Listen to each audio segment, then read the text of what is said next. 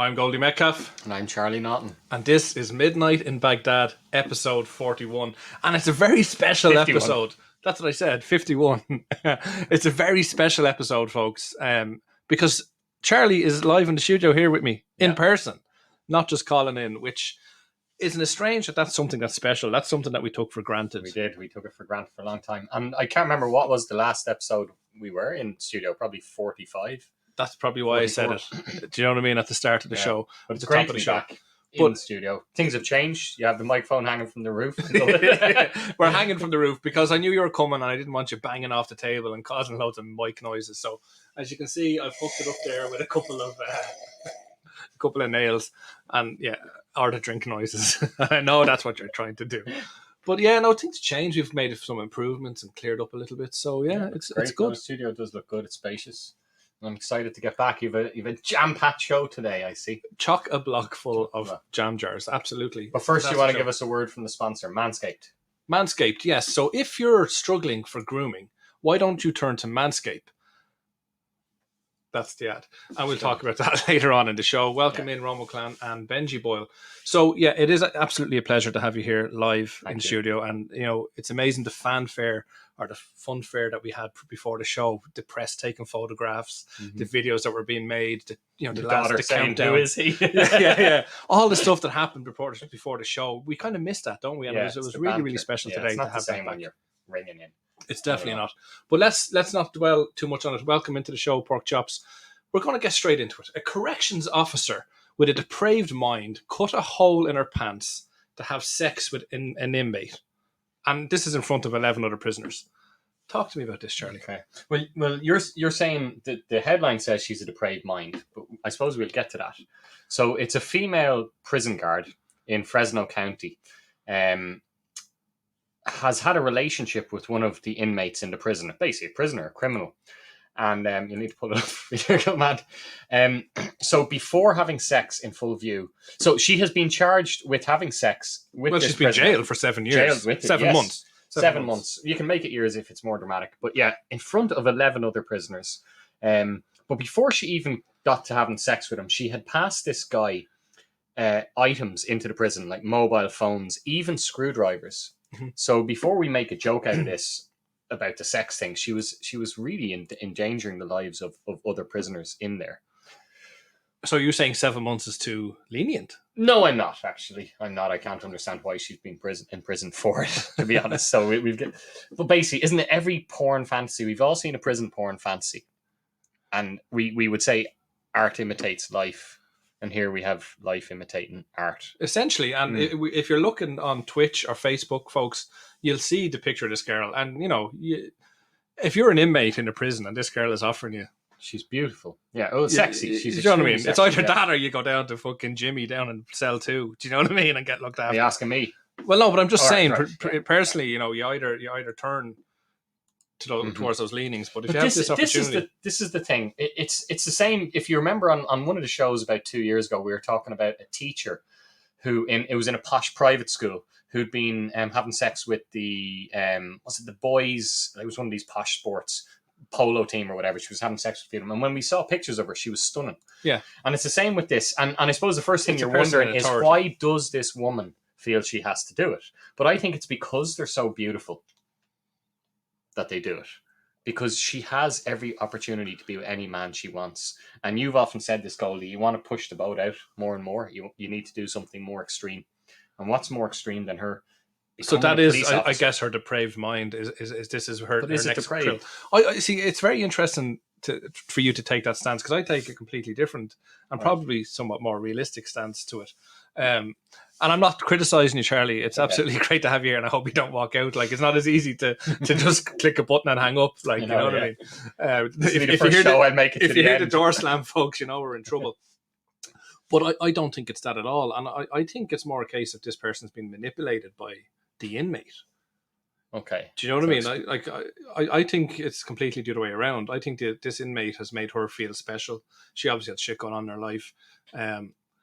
And used and abused her to the point that even though she's in prison for 7 months, she's still in communication with him. She loves this guy. So this isn't just a case of her. But what are you basing this on? That she's the article. Like, do you know what I mean? Oh, you read it. Okay. Okay, but like it's why would somebody who, as you say, Look at her even there. That's a picture from prison. That's a picture from prison, and it's still like she's still pretty nice. Okay, so you think she's been manipulated and she's been brainwashed by a prisoner? Yes. Okay. She's fell in love with an inmate, is what happened. Is that same as being brainwashed, though? Well, it is, I suppose, when it's, you know, the foundation of the love is built on manipulation. Okay. I would say it would be. So, but it's not like this girl, as you say, just was seeking a sexual kink, right, or satisfaction. Do you know what I mean? Pushing the boundaries for herself. She's clearly still in love with the guy. Okay. So you're coming at it from a different approach. She's being Big John, manipulated, exactly. where I think she's been doing this for the laugh. Well, how would you explain the fact that they have sex then in front of 11 inmates? Maybe that was a power play. Like if you're like, you think about being in prison, it's all about you're either bossing it or you're fucking getting it up the ass off Big John down in cell block 2. Do you know what I mean? That's what's happening. So if you can go out there and you can show power, have you ever seen that film Face Off? Do you ever see when Nicolas Cage, who's the bad guy, is injured and he needs surgery, and then John Travolta comes in, he takes his face, so John Travolta looks like Nicolas Cage, and he goes into the prison to try get information off your man's brother. Yeah. And he walks into the prison and he's like trying to be quiet and stuff, trying to be the big man, but kind of on low key. He doesn't want to hurt anyone or anything. And he gets a smack off an inmate. And the brother gets suspicious immediately because that's not his brother. Like, his brother's a power player. So John Travolta goes fucking nuts and beats the shit out of your man and fucking sticking out his tongue and doing crazy shit. Do you know what I mean? Just to act like the other guy's brother. But he instantly became respected. So maybe this is a respect thing. For the guy who had sex. What do you think of the punishment? Do you think, what is it, 7 months in prison? Well, you see, this is the thing. Like, is it even a punishment? While I obviously understand why this could happen. Do you know what I mean? This guy wanted phones. He wanted blades. Blades are basically like guns in prison. Do you know what I mean? They're the weapon of choice. So if you can get them in and you can have communication with the outside world and you're fucking a prison officer, do you know what I mean? You're untouchable. So it obviously suited him to do all this. So definitely people's lives were put into danger. There's no doubt about it. And I think she needs to face the consequences of that. While I empathize with her situation and falling in love, it can happen to any of us, but you got to maybe pay the she price. Loves the fact she's been put in prison. I think 7 months is fairly lenient. Okay. Benji says she could have had someone on the outside that would have gone after her on orders of the prisoner on the inside. That's entirely true as well, Benji. So she's threatened into it. It could be, whatever. but the problem with that story, Benji, is that this person is still actually writing and communicating. Tina Gonzalez is her name. She's only 27. Yeah. Is still communicating with this prisoner. So she's definitely besotted with him. Yeah. God love her. She said the reason why she did it, Benji, is her marriage had ended and she was emotionally distraught, etc., etc. So she made no excuses. I suppose she could have, the defense, it would have been a great defense that she was being blackmailed into it or whatever, or her family was in danger. That she was in a vulnerable state of mind. But isn't it interesting? This has obviously happened in America. This girl is 27 and she's being divorced. Now, I'm not saying that can't happen to anyone. This is in California. But, isn't it typical, like, who gets married? Who's already married and divorced by 27? Do you know what I mean? And she'll be 28 when she's out. So she'll have been married, divorced, have a prison term sentence and be out again. So she obviously got married, still start her life pretty young, which is becoming fairly common, isn't it, in the States? I don't know that. Or was it just something that was always there? Yeah. Or did she just get married when she was 25?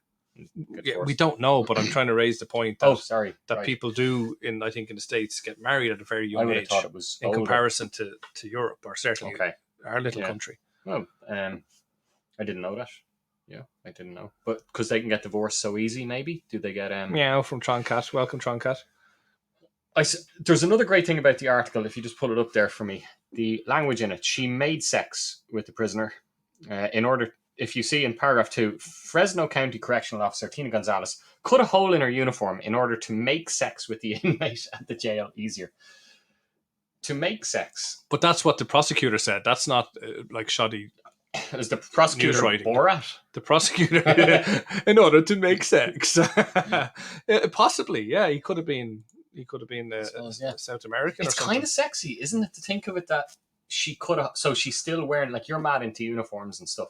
So she didn't get naked. She's still wearing the prison officer, the guard uniform. Yeah, and she's cutting the holes. Sex. It's basically crotchless prison guard uniform. It must be a very erotic experience for those 11 prisoners, and I'd say they remember it still. It would have been cool if it was 12. Could have been dirty dozen. Yeah, exactly. Yeah, what do you say to something 11? What would you say they did?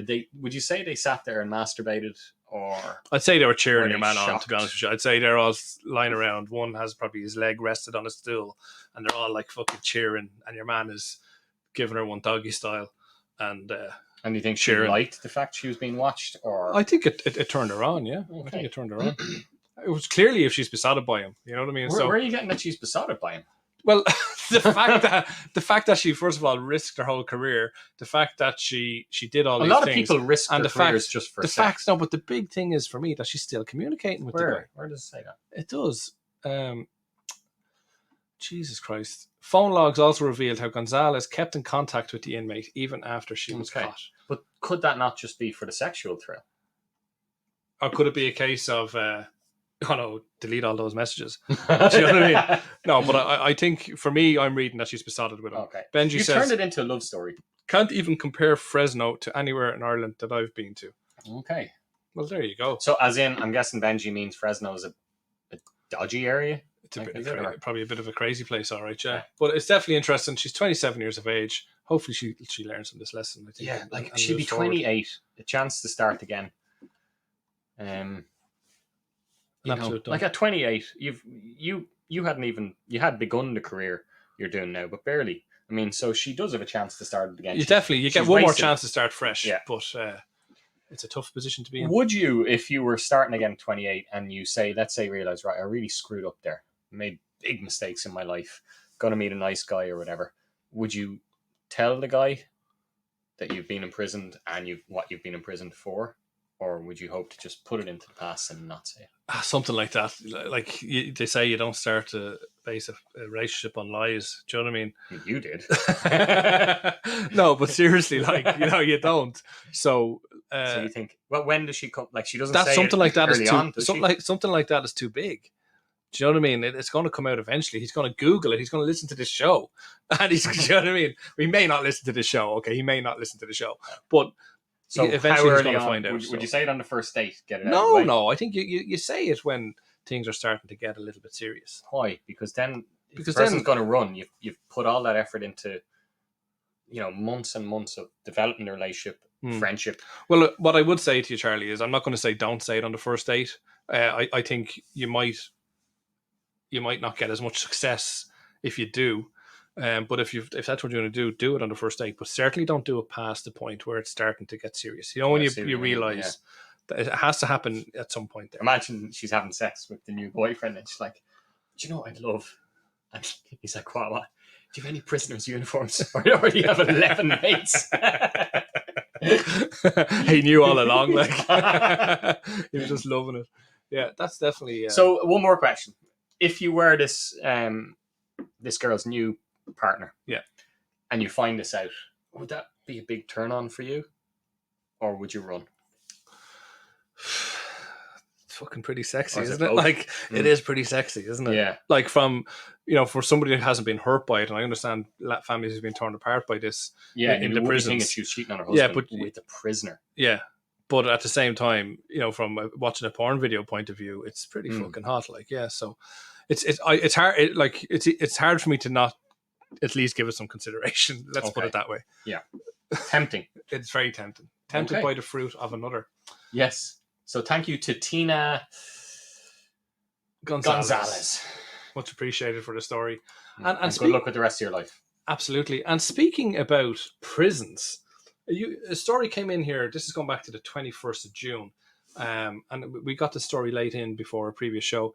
But basically, prisoners in Thailand can actually fight themselves out of jail as part of an unusual rehabilitation program, which sees convicts engage in Muay Thai, or Muay Thai, as some people say it, matches in exchange for an early release. See how it works here. And we'll play the video for anyone that's watching it on stream without the sound. So basically, what do you think of this initiative, Charlie? If you go to prison, Mental, huh? you can fight your way out of it. It's something you'd see in a movie like The Isn't Hunger it? Games or The Maze or one of these Yeah, kind of yeah. shows, It's isn't it? futuristic. Now, I'm guessing they don't just let any prisoners. No, that's the first thing that Yeah. came to my mind. They say they don't let they don't say they don't let violent prisoners out, but there is a criteria that they have to meet. Have to be good at fighting, Which is pretty much they have to be pretty much good at fighting. Yeah, no, but they have to have the right attitude, I guess. Now, it said there you can reduce your sentence by 10 years. By 10 years, yeah. So we'll get to this to the story in a moment, but at the I suppose we can start at the end. This guy stabbed a teenage boy and killed him, and he was deemed eligible for this program, for this initiative. Okay. So it just goes to show you that you can kill a kid and still be eligible if you show the right promise. Attitude. Okay. Attitude. Because that was obviously going to be, even in Thailand, deemed a violent crime. Yes. Now, I suppose initially when you're thinking of this story, you're thinking of a big prison riot, aren't you? Kind of, yeah. Mad Max style Thunderdome or something like that. But it's not. They actually, I suppose the catch, there's always a catch, isn't there? You have to fight a professional Muay Thai boxer. Okay. So fighter. you're not fighting another prisoner. So you're not fighting another prisoner, which is obviously what I think came to everybody's mind. I heard that story. No, you actually fight a professional. So you could go up against, for example, Conor McGregor. Do you know what I mean? Or anyone in of course, these picking MMA Conor lads. McGregor, he could have been in prison himself. Absolutely, Yeah. and we won't go down that road for legal reasons. But you know, you nearly got me. But no, you'll be fighting professional. Okay. So it's obviously tough for somebody in prison who isn't in the sport. You wouldn't stand To a be chance. yes, Well, but, you but might there stand is a chance, but there is a chance, and isn't it something? And I think the whole point of this is that it's something for them to work towards. It gives them a goal in life. It gives them focus, and I suppose as an added benefit, the sport teaches discipline. So they're actually being properly rehabilitated. It's kind of wax on, wax off shit, isn't it? Put it simply, they don't even know that they're learning. They don't even know that they're being rehabilitated. But the thing is, if you fight the professional and lose, you go back to your cell. Do you know what I mean? You go to your cell, and the professional gets paid whatever, a couple of grand. Yeah, he gets his pay check. But if you do beat him, you get 10 years knocked off your sentence. I don't know. It seems it would never be in, shall we say, a Western country or a country with normal rules. No, it's obviously considered.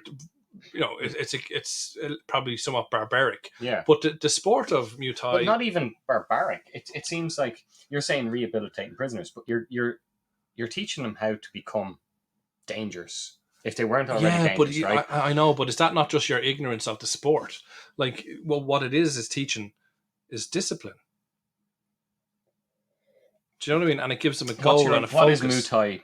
Is it like kickboxing? It's kickboxing, but you can use your knees and your elbows. And it depends. I think traditionally you can use your head as well, but now you can't in kind of the professional realm.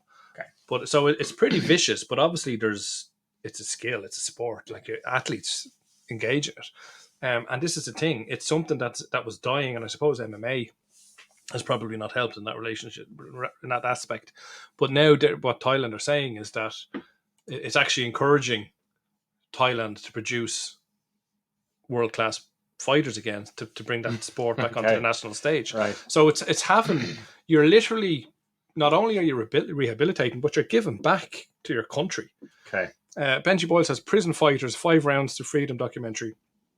That must be based on this story. We'll definitely check that out. If you get rid of the word documentary, it sounds like a computer game we would have played in the 90s. It does, doesn't it? Yeah. 5 Rounds to Freedom. Yeah, exactly. Yeah. But if you were, someone came up with this idea, I don't know, was it a politician, do you think, or was it someone in the No, this was introduced in 2012. This is in. Okay. Like, this is not something that they're thinking about. This is something that's been happening. But like, who do you think came up with this idea? Do you think it was a politician, or do you think it was someone who... His name is Ari Chal Usiak, and he's the director of Klong Pai Prison. Okay, so it's someone who knows prisoners, who knows the system. It's not a politician. He knows the prison system, yeah. And he wants to capitalize on the popularity of a national sport and exploit the rehabilitative power of fighting's discipline. Essentially what I've said in lesser words. And I think it's definitely ingenious. It's creative thinking. Why not try it? What would you do as a way to encourage better discipline among prisoners? I thought you'd say, what would I do if I was a prisoner? That I would get time off. You definitely fight. I suppose if you're going to be in there for life, you would fight. But I suppose, and again, I'm probably talking 10 years off is no good to you then. No, but I'm probably thinking about the kind of person I am. Like if I go to prison for whatever reason, there's going to be a part of me that understands why I'm there. I understand that I've done wrong. Do you know what I mean? So there has to be, I suppose, a price that you're willing to pay to serve out your time. But if I go to prison and I know that I can't get out, whether I've done something wrong or not, yeah, you're going to give it a chance. Otherwise, you're going to literally pay with What your if life. you a 20-year prison sentence? You could get it halved. What's the offence? Like, do you know what I mean? Why does the offence matter? Let's say you're going to be in prison for the next 20 years, and you have a chance if you win this fight. It's. I suppose if I feel that sentence was too harsh for what I had done, I would fight. Yeah, that's an odd attitude, whether you thought it was too harsh or not. But maybe that's just because I'm a nice person. Presumably, a lot of these people are in prison because they're not always nice people. Do you know what I mean? So they don't have that mentality. But for me, if you do the crime, you pay the time. Isn't that what they say? So what incentive would you give prisoners? It's a good question. Do you remember we had like the sterilization idea in Australia? It never took off. Yeah, well, as I said before on my show, I think on the show previously, our show, or certainly on one of the shows anyway, I talked about, and it's funny you mentioned sterilization, is to offer an incentive for men and women to sterilize themselves. Do you know what I mean? And pay them $1,000 or €1,000 or whatever the number would have to be, whatever mathematically and according to research makes sense. But let's, for argument's sake, say €1,000. I think you'd have a lot of people in. I see. We talk about classes, and classes are a social construct, aren't they? They like, it's probably a bit wrong to use them, but for the purpose of talking about it, I think you kind of have to. But I think a lot of the lower class population. Go on, Dino! Go on, Dino! Man, yeah. Exactly. They would probably flock to that to get €1,000 or whatever the figure is. Do you know what I mean? Yeah. So in a generation's time, you'd have less people who come up through the social system who aren't as educated, who have different morals, and I think in time you would you'd reap the rewards of that as a society. If you look, you'd breed them out of existence. Essentially, yeah. Okay. But it's an optional thing. I think it'd be too. Is it dystopian? Is the word I'm trying to use? Is that the right term? If it was mandatory, think it's a bad idea. If it was mandatory that people had to do it. But so if it's optional, mandatory. No, definitely not. I think that's a step too far. But it should be an option for people. Okay. I suppose prisoners then, where there's no money involved, just time off your sentence. Would you think people in this country would accept that as, or do you think we're too liberal and we don't think it's fair? Oh, to sterilize yourself to get time off your sentence? Yes. Wow, Jesus, you're combining two of them there. That's a tough one. I think that's probably borderlines on not coercion, but there's a word that is failing me right now. But no, that's you're forcing somebody into a decision that they need to make with an open mind, but you're dangling a carrot for them to go one different way. To potentially getting brain damage in a fight in the Thai boxing. Plus, I'm sure statistics would show us that the added benefits, as we spoke about, the added benefits, you might get brain damage, but if you survive it, and even if you lose, you'll have learned something.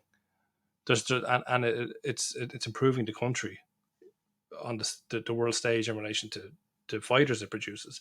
So there's so many other benefits that I think put it over the line for it to be okay.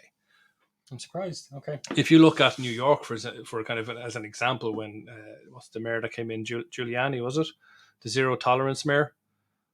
Oh yeah, like 20 years ago. Of New York. Yeah, when he came in with the zero tolerance policy, New York changed almost overnight. And we have some American listeners on the show listening right now, so chime in on this and correct me if I'm wrong. I don't know a whole lot about it, but I do know that attitudes change in New York. But I could be wrong if we get the Americans to correct us. I think Giuliani went after organized crime, not the kind of, should we say, scumbags, individuals. No, but was it the 3 strike rule and you're out or something? Do you know what I mean? Like, it was, you were getting locked up. Benji Boyle says, yeah, he cleaned it up. So it is Giuliani. But that's definitely proved to work. Okay. I don't know. Romo Clan says Freakonomics proved that the legislation of abortion was once important. Brilliant point, was Romo Clan. Yes, and brilliant I knew that was on the tip of my tongue too, because I remember you discussed that on a previous show as well. And this, I suppose, is the same. It's exactly the same thing, really, isn't it? With sterilization, but that was just it's sterilization in legalizing reverse, abortion, isn't it? It's if you legalize abortion, the people in the lower classes will avail of it, which means they won't have kids that grow up to be criminals. Roma Clan, you're talking. This is about, just a step further. When those criminals. So when people were trying to explain why the crime rate suddenly started dropping in the 90s, and people were saying better policing, more money, stricter laws, and that book, I think what Roma Clan's talking about is that book basically, says that, well, it was the abortion law. 1972. So you're talking about a 20-year difference there. Exactly. So you see it in the 90s, you reap the benefits. So this is what that I'm not proposing. Making a case then what I'm for proposing. Enforced sterilization. Yeah, but I think we're in the era of human rights, and which is definitely a very positive thing, but that will never be accepted. But as an option, providing as an option, will of course, drill up some opponents or whatever. But I think it's something that could pass, and I think it's something that's acceptable. Do you know what I mean? It's a step further. Why wait till you're actually pregnant? I think it's a great idea myself. I don't think it would ever happen. Well, if I'm ever Taoiseach or president or dictator, that's what I'll be bringing in. These videos or these tapes will probably. Did you ever read Freakonomics when it came out? Did I read it? Yeah. No, I have heard lots of references to it, so it's something I should definitely look into. I remember there was a deadly bit you'd love, a chapter called "Why Do Drug Dealers Live with Their Mam?" Remember, you have this image of drug dealers being loaded and so on, and basically they showed how someone doing a PhD hung out with drug dealers for years. And showed they just don't obviously there's the top few that will make loads of money, but most of them earn less than you'd earn. I think they were using some shoe shop in America as an example. They would have been better off working in the shoe shop on minimum wage. Well, that's it at the lower echelons, most definitely, and I suppose the lower to mid echelons there is this, what they'll have though is they'll have good clothes, they'll have an expensive watch, they'll have something, they'll have street cred essentially, they'll look flash and everyone will see. So the little bit of money that they are making all goes on their appearance and their material things. They need to do, So therefore they can't, I've seen people that gone into homes or whatever, or talk to people that have gone into homes of other people and they don't have TV, Sky Sports, or they don't have the internet's cut off. Like your house. No, but the internet might be cut off or whatever, and it's because they can't afford the bill, and they literally can't. But they've got some crazy. But they'll have amazing clothes on. They'll have a crate of beer in front of them, a packet of cigarettes, but they won't be able to afford the basics in life, and their fridges and their presses will be empty. Okay. It's crazy stuff. But that's. Can I go back? They do get money, but they just don't know how to use it. If you were the director of a prison and some politician said, "Look, give me an idea to rehabilitate these prisoners, and it can be as wacky as you want, and it can give them time off their sentence." Is there any idea you'd love to introduce? Well, I just gave him idea of opted sterilization. That would be my idea as a prisoner governor. I think there's nothing else that's going to work. I think prisons are too soft. People go in there, they get 3 square meals a day. They have access to TV all night, PlayStations, the gym. They have this whole social outlet. They're getting alcohol, they're getting drugs. A lot of them have phones. They're basically they're on lockdown. Yeah. There's a good analogy. We've literally in the last year experienced what it's like to be a prisoner. Do you know what I mean? We still had our access to internet. We've still had our alcohol. We've still had our TV. Do you know what I mean? We weren't able to go on holidays. We weren't able to go to restaurants. We weren't able to do this. We weren't able to do that. That's all prisoners can't do. And it's not really that bad, is it? I know people have suffered with lockdown, but it's not really that bad, is it, for murdering somebody or whatever? Do you know what I mean? They have it way too easy is my issue. Okay. And so you think the sentences aren't long enough. Sentences. Okay. Absolutely. There needs to be a deterrent. Already starting your political campaign career right here, episode 51. But listen, it's in. Do you know what? We're in the world now where the likes we talked about before, Trump getting elected and Barack Obama. Not Obama. We won't go down that road. Obama's a great president. Was Boris in the UK at the moment, and we've seen some of the South American presidents, wacky people being promoted and to president or elected president. Who's to say that Remember that lady we were Goldie talking about Metcalf last can't be? month, offering the free breast implants and augmentation if she got Yes, elected? that's Yeah. on the last show. We had a South Goldie American Metcalf person offering. will Yeah, be Goldie elected. Metcalf, the That's star of Midnight in Baghdad, could once, Amongst in other fact, be shows. president. Yeah. Amongst other shows. Fantastic way or segue off that story. Appreciate that, Charlie. This is another story that you brought to me on the 19th of January. So we're going back over 7 months now at this stage, Charlie, but we'll talk about it. It's been updated. It's been updated. It's updated. Okay, so a French woman was ruled dead in 2017, and she, to this day, fights to be declared alive. What? Talk to me about this. So I suppose we have to understand that it's in France, because France is one of the most bureaucratic countries that you could know. So you need to have a bank account, or you need to have some kind of like what we call our PPS number. If you don't have that, you cannot. Your social security number. Your social security number, as they call it in America. Correct. Right. So if you don't have that, you're not able to do anything. So this lady, 20 years ago, ran a cleaning company. A prestigious cleaning company. Like, they cleaned, shall we say, really expensive, wealthy apartments and conference centers and stuff like this. And she was sued by someone who claimed that she fired her. She claimed that she didn't fire this lady, but she was sued anyway 20 years ago or 15 years ago. And nothing ever came of this court case, because the woman who was fired was suing the company, right, that this lady ran. Wasn't suing the lady. The company being a separate entity. Separate entity. Yeah. So this lady is called Jeanne Pouchon. And then about 5 years ago... Is it not Jean? Jeanne. Being a French speaker yourself. French speaker, yes. Yeah. So she, about 5 years ago, went to lodge something in her bank account, and was told that she couldn't access her bank account anymore, and that her bank account... Can I just digress there for a moment? Absolutely. Speaking about the French language, I remember I was working in a shop many years ago, only as a young lad, and you'd obviously tried to have a bit of crack with the customers and stuff, and a French couple came in, and they were asking me something, and I answered them in a bit of French, and I said, like you said, what, oui. I just said, merci beaucoup or whatever, and they obviously, I was happy with that. I felt like I'd done a service, but no, the fuckers have to ask me then, do I speak French? And you're like, oh, for fuck's sake, give me a break. So they're like, oh, parlez-vous français? And I was like, a petit pois, which I thought meant a little bit, but it obviously just means little p. And a petit peu is a little bit, isn't it? Yeah. So I just always remember, and they just laughed at me and walked out, and I was like, why are these fuckers laughing at me? But they're arrogant, aren't they? They knew that you were just trying to speak a little bit of French, just to and they put you make on the them feel spot. welcome. Yeah. And I listen, I do know some really nice French people, but my overall experience with... Name one. I'm not going to name them, but Jean-Claude Van Damme. Jean-Luc Picard.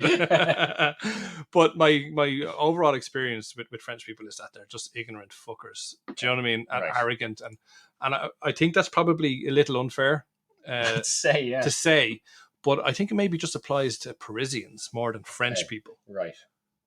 Do you know, like people from, say, the north or south of France, the south of France or whatever, are apparently very, very nice.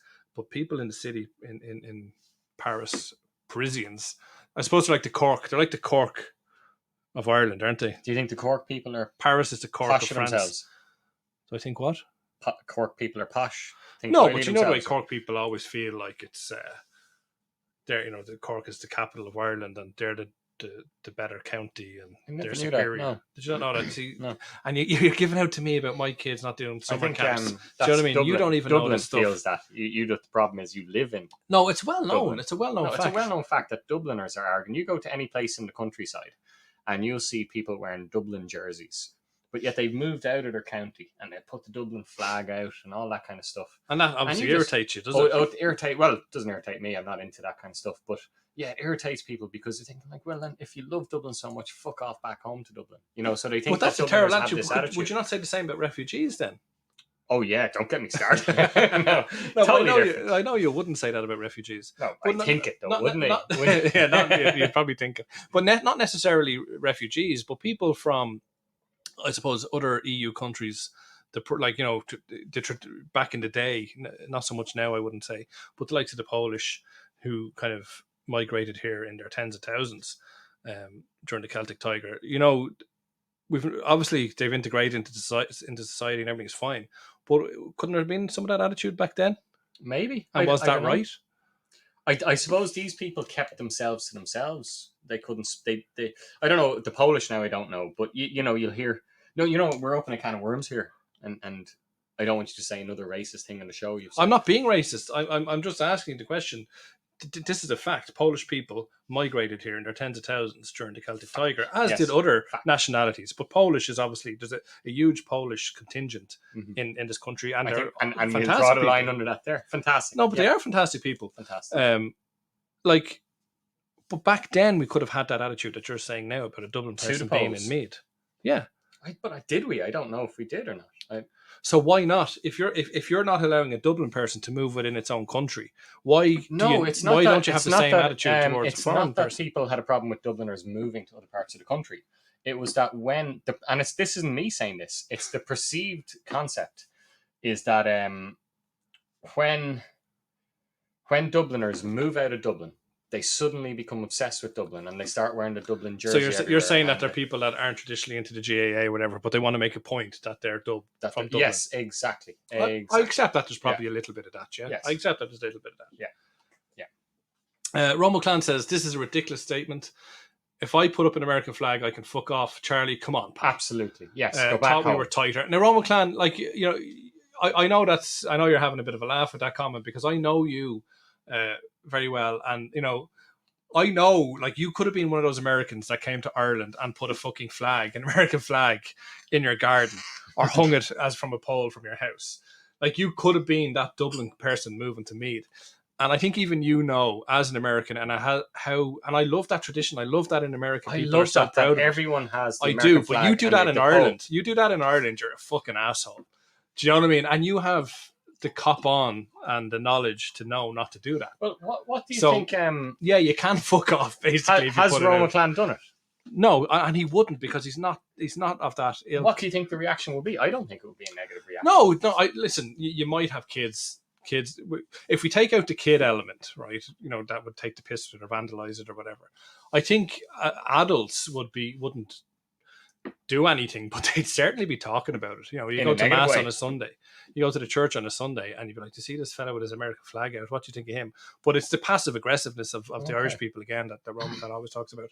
Benji Boyle says, and if I put up an Irish flag here, you see Irish flags all over here. Yeah, you do, Benji, but you love flags. You guys put out your American flags and you're mad about your Irish heritage, so you all put out Irish flags. But what is the reaction, Benji? None of you are fucking Irish. There criticism? Like, I don't mean that, but like, you're not, like, you're Irish through great grandfathers and stuff, and you put out an Irish flag. That's a bit nuts, because aren't we all African? Aren't we all Iranian or fucking whatever? Do you know what I mean? Where mankind started, we start banging those flags out. How far back do you want to go? This is you getting ready for your presidential run. We are all. What did you say? We are all African. We're all African. All Iranians. Was it Iran or Iraq that I think some started farming? No, but the earliest kind of man I think was found there or something. It's Africa, sure. I know Africa is where it came, like where life was spawned. But I think it's around the Middle East somewhere that the first Homo sapien or whatever type thing was found. I could be completely wrong, but that's just Iran is there for some reason, or certainly the Middle East. So do you think then what Benji's writing there is people should say, go back to Iran? No, but if you put up the Ireland flag. No, but what Benji's saying, they put up flags and nobody would ever say that. I get that, because you're American and it's okay to put out a flag. Irish people don't put out a flag until Paddy's Day. We'll celebrate it because we want to get pissed, but we won't put it out any other time of the year. Like, it might, you know, for football, it might be put out for events, but it's not something that we hang out as patriots. And we are patriots. You probably won't find any more patriotic people in the world. We are patriots, but we don't fly the flag. I love the and fact it's normal that for in Americans these American movies, like the Stir of Echoes, or one of those kind of movies where you get real working class kind of community, and they're sitting out having beers after work, and in the background, it's not even a big deal, but you see that flagpole outside it, just a normal clapboard house, and you see the American flag flying, and it's not Independence Day. I think that's cool. Yeah, I love it. I do love it, but I think most people in Ireland, and you know most people in Ireland, will just think you're assholes for doing it. If you did that with an American flag or with an Irish flag in Ireland? Either. If you see an Irish flag outside a house in Ireland and there's not a football event and it's not Paddy's Day, you probably think they're lower class. Lower class, yeah, I agree. You would, yeah, you wouldn't would. you? Yeah, you think, yeah. I agree with that. Yeah, yeah. Definitely. So what you're saying is, or that they're extremely Republican. So let's bring you back. So what you're saying is, you love that about Americans, that they do that, great, yeah. But you won't accept the Dublin person doing it. Should you not love that? I'm not equally? saying it's me that has a problem. I'm saying that this will be the concept of Dublin people. You categorically said at least twice on this show that the problem you have with Dublin people going to Meath and other counties in Ireland is that they walk around in Dublin jerseys and they put out their flags. It's not a problem I personally have, but it's definitely... from the benefit of having you in the studio tonight is that I can read your body language, and I could see that was something that irked you, I should say. I'm not going to be drawn onto this issue one way or the other, but no, it's not a problem that irks me, but it does irk a lot of people outside of Dublin, and I would get why, definitely, and surely you can see why. Yeah, but I get that, and but what you're saying is you understand Americans, so you've no problem with people with Dublin flags, then, is what you're saying. I personally would think it's a bit silly. Okay, but you don't think it's for Americans. That's what I'm saying. You're at odds with yourself because Americans that are hanging out the flag are in America. They're in America hanging out their American flag. So if an American moves to Ireland and on your street puts out an American flag, are you going to have a problem with it? No. Why? No. Because the American flag is our superhero. Like, we grew up as kids watching American TV shows, and the Americans were always the winners. So they're our heroes. That's why you don't have a problem with it. I think there's a general attitude in Ireland that it's like the way you, for example, were dying for England to be beaten in the Euro Cup. You have this attitude against the English team, and so on. And I think there's an attitude in Ireland. I think any genuine Irish person would have a problem with England. What percentage of Irish people wanted England to win the Euros? I would say less than 20%. Wrong. Is there a fact? Is there a Paddy Power did a poll, and what is it? You're way wrong. Okay, well, tell me. 49% wanted them to win, so it's almost half.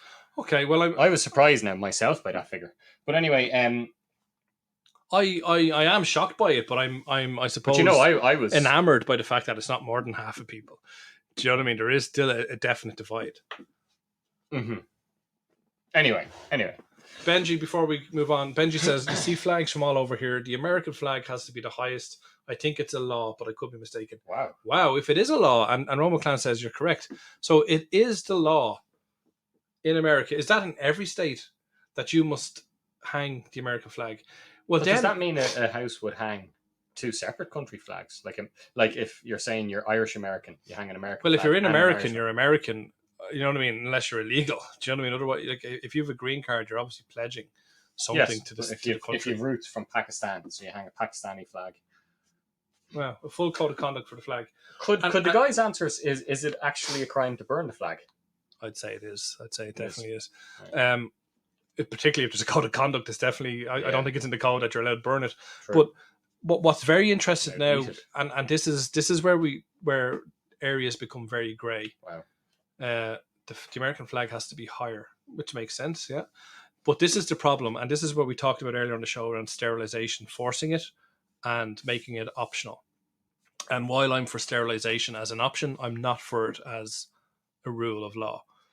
And this now kind of changed my attitude. What I thought of for a moment, that it was something that was really patriotic and something that was really sentimental and proud for American people to do. It turns out it's actually not. They have to do it. So we don't have a true reflection of what people's attitudes are towards having to do it. But they don't have to hang out the American flag. This is your dystopian shit again. But they don't have to hang the American flag out. No, they do. The American flag has to be outside your house. Said if you have another flag, you still have to have the American flag, but it has to fly higher. No, I don't think you have to have an American flag outside. You do. They just said that's the law. We don't have to fly a flag. Okay, well, I don't know. You basically said there's a whole law on it. Right there, your whole political career. You began at 30 minutes live into air saying you would make a great president. No, okay, that's fine. No, but I am making a great president because I'm listening to the people. So what you're saying is there's no law that you have to have a flag, but if you choose to have a flag, you have to follow these certain guidelines. Ron McClan, yes, exactly, nail on the head. Okay, I accept that. I'm happy again. I love the American flag idea again. Delighted. I nearly got turned off, Yeah. and I think people can understand. Can you why imagine if there was a law saying you have to have an American flag? That would make no sense. But that's what I'm saying. It'd be so dystopian. Right, It'd be so crazy. Okay. But let's get back to our story. French woman ruled dead in 2017. Fights to be. Oh yeah. declared So anyway, alive. so she was being sued, and the court case went away because her company was being sued, and the lady who was suing, was told she had. That's case, because right? That's because Trump lost the election, Benji. I'm joking. Benji, a Trump fan. Who isn't actually? Benji is a Trump fan. But bring on 2024. Am I right? 2024. You get him second time around. Yeah. But sorry, please tell me about this lady. So anyway, this lady realized her bank account was suddenly frozen. So she'd been living in the same area for I think about 27 years. Knew the bank manager, went in, and she was told she had no money. Her account was in arrears and was shut down. And she says she's been lodging checks for the last 4 years. Okay, now here's the first crazy thing. I'm not good at checking my online account. But okay. I'm not going to leave it 4 years without checking how much do I have in or whatever. I'll check it at least once a month. Unless you lost your PIN, but yeah. Yeah. So this woman had left it 4 years. She'd been lodging checks for 4 years. For those 4 years, those checks had been refused by the bank because the lady's account was closed. Okay? Because she was legally dead. And she started laughing, thinking this is a joke. She went to renew her passport. So can I get this straight? The bank had made an application for her to be declared legally dead because she hadn't accessed her account for 4 years. They were told to declare her she was legally dead. Wow. Okay. Yeah. They were told she was legally dead. So she went to try and get a passport. She couldn't. She was told. She wasn't told she was legally dead. She was just told not applicable or whatever. And she had to get to the bottom of this. And it turned out she was declared legally dead years ago. Like years ago. Okay. White wouldn't. But no one had told her, right? So basically, this woman who was taking her to court had taken the woman's company to court and failed. She then tried to sue the individual, Jeanne, whatever her surname was. Yeah. And she was told in that court case that Jeanne had passed away. And the court accepted this without any death cert or anything like that.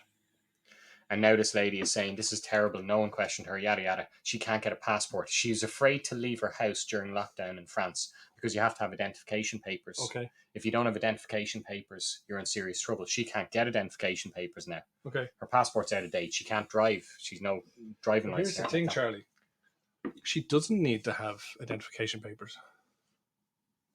Why? She's dead.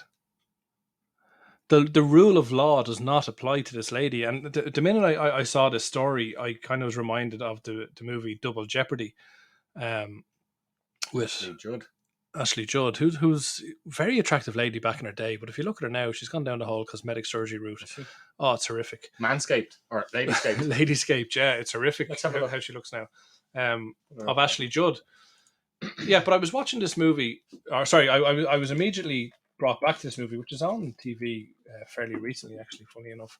And the whole premise of that movie, obviously, is that she's convicted of killing her husband, and she's 53. She's innocent of it.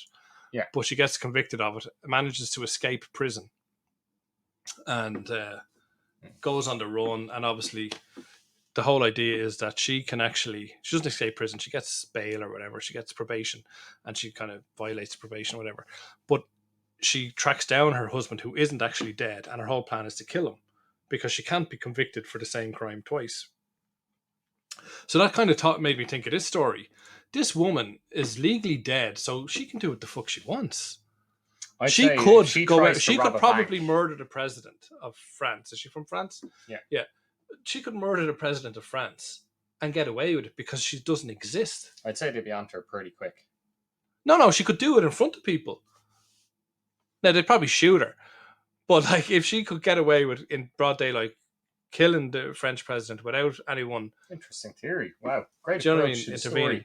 Because she doesn't exist as an entity. How could she... If she's dead, how could this lady's saying she's been staying in her house for the last 3 years because she's terrified, because she's afraid she'll be arrested because she doesn't have documents or anything like that. Mm-hmm. You're saying she'd be taking should be taking the opposite attitude. She should be going wherever she wants, saying, "Listen, going into a shop, I don't grabbing actually, a bottle of Bushmills."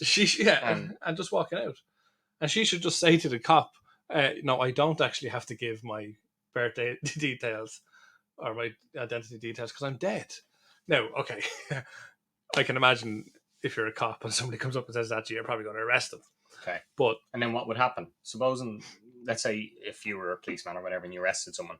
They say they're dead, and you go and you arrest them. And you check they're legally dead. Ironically, that's what it would take probably to rectify the whole issue, because it would create such a problem. Okay, so when you type in her name on the system, comes up that she's dead. So you're not just going to let her go. So you'd finally have somebody willing to listen to you, I think, when it got to court. So what we're saying to this lady is assassinate the president. We're not saying that. Sorry, Jesus, can you imagine? We'd get famous then, wouldn't we? Like woman commits suicide or commits orders of fucking Baghdad assassination. Radio DJs after listening to Midnight in Baghdad. Orders from Baghdad. Wow. Please don't assassinate the president. That was satire. Mm-hmm. But just maybe steal a loaf of bread or something. Yeah. Well, don't steal a loaf of bread. That's too much like Les Mis. Yeah, another French thing. Okay. Let's go bigger. But they could relate. But don't, like you say, we'd loaf of bread on one scale, president on the other. Okay. I would say, what did they need to do? Bang a prisoner in front of 11 other prisoners. There you go. But they're not in jail.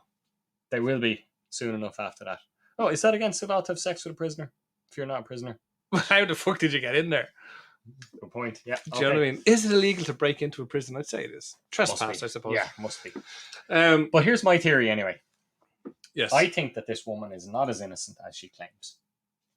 I think years ago, she instructed a lawyer, being a smart ass, to have herself declared dead to avoid this court case. Mm-hmm. And now it's coming back to bite her in the ass. But if you're going to do that, so if that is true, right? I'm not saying it's true. No, but to be fair, that's something that I'd probably come up with. Do you know what I mean? You're opening your mind a little bit after the last story. No, everything's like a barb. No, but if you were to do that, why would you risk drawing attention to yourself after all that time? Because it's now costing her now. Yeah, but if you've got away with it, is the risk? So she did it to get away with, like, what? Let's say she's being sued for 20 grand, 30 grand. But COVID has caught her, is what you're saying. COVID has forced her into a corner and to come clean. Yeah. Because life is so bad that she's willing to risk getting caught. I've tried to have myself declared alive a few times. Sorry, dead a few times. What about declaring yourself alive? That would be interesting. Yeah. How would you prove it? Like, if you prick me, do I not bleed? Sorry? If you prick me, do I not bleed? Don't know. It's a Shakespearean quote. Okay, lovely. From Macbeth.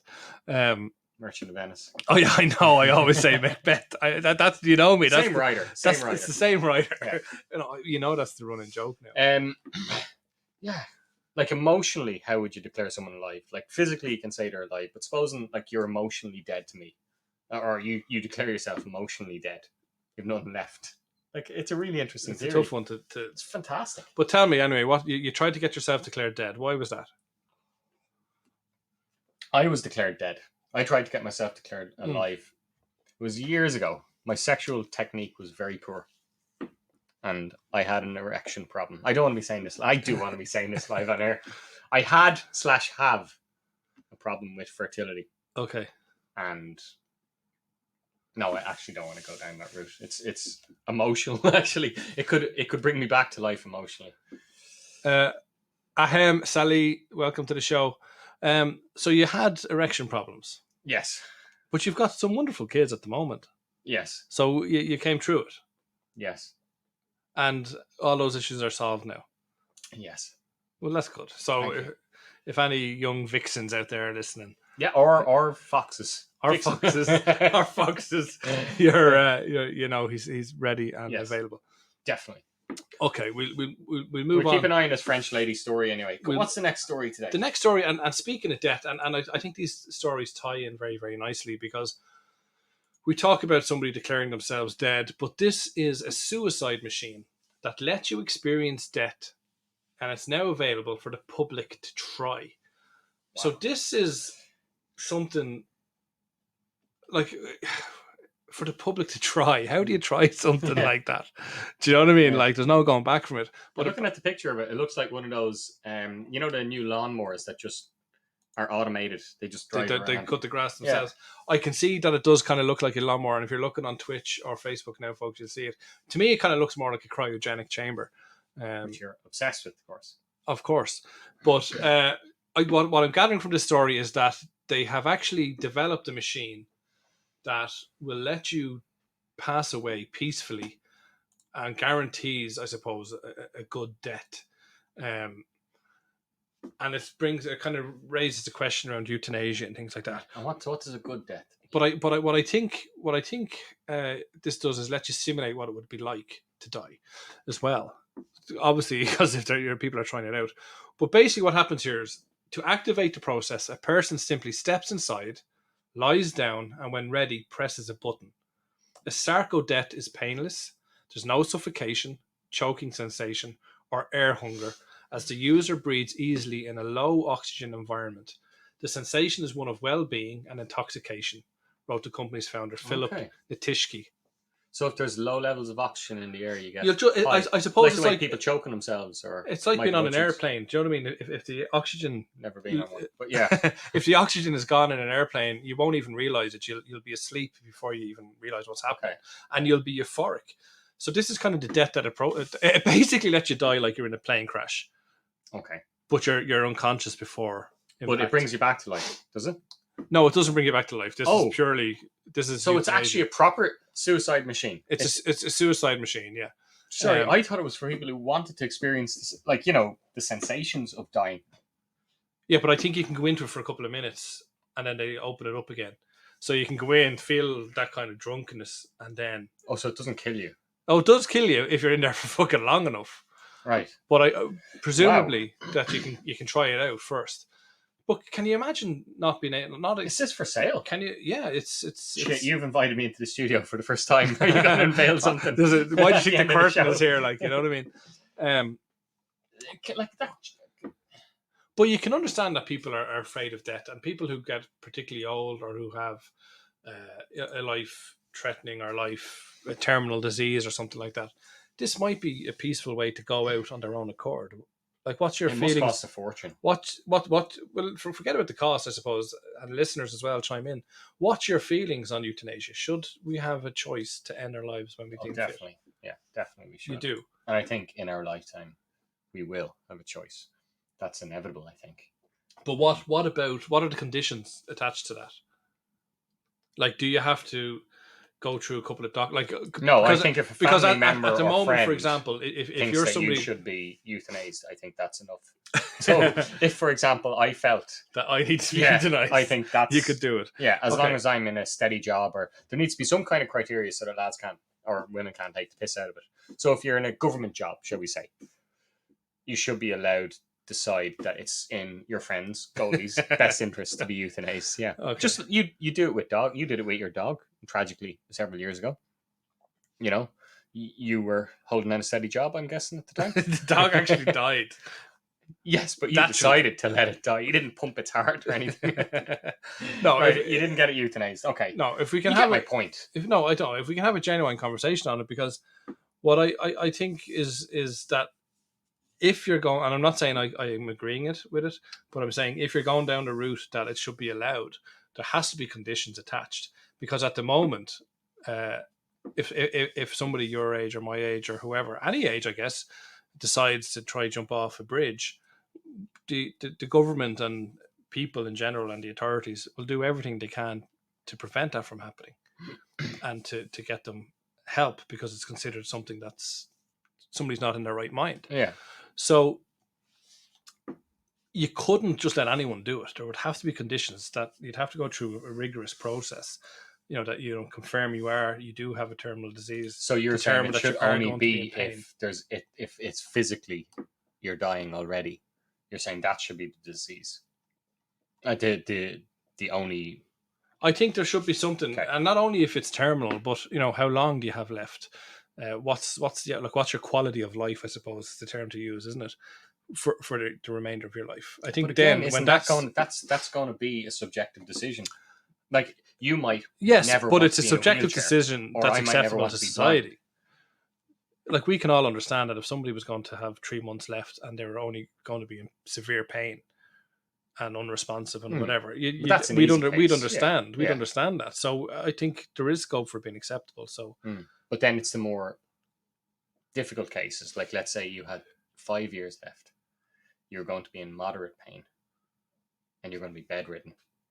In my opinion, I think there has to be me, people. I think I would want to have that option. And I think you'd get to make that case. Okay. But I wouldn't think that would be clear cut. Right. Benji Boyle says, how can the mentally ill make that decision? And I guess the reality is they can't. Mentally ill people, and I suppose that's a very wide statement to make. Mentally ill That cuts people me out definitely, automatically. but mentally ill people do live independently and stuff. So it's I suppose it's the type of and But severity now, as well, of the illness. defining a mental illness, I mean, there's mental illness. Like, we would define someone with autism. That's a mental illness. But I believe someone who's on the autistic spectrum is capable of making a decision.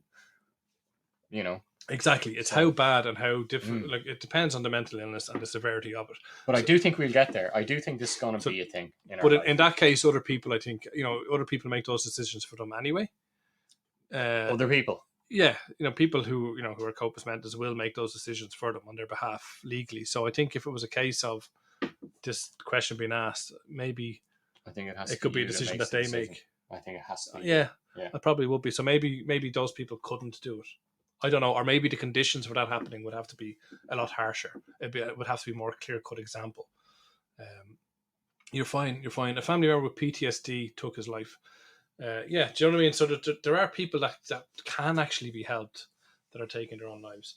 So I don't think those people should be allowed into this particular machine. Why though? I know it's an awkward question. If they want, because to I end think, their life, aren't they going to do it anyway? They're going to, if they want to end their life, they're going to find a way to do it, and it might. Is there any, and hopefully one of our listeners could help us with this?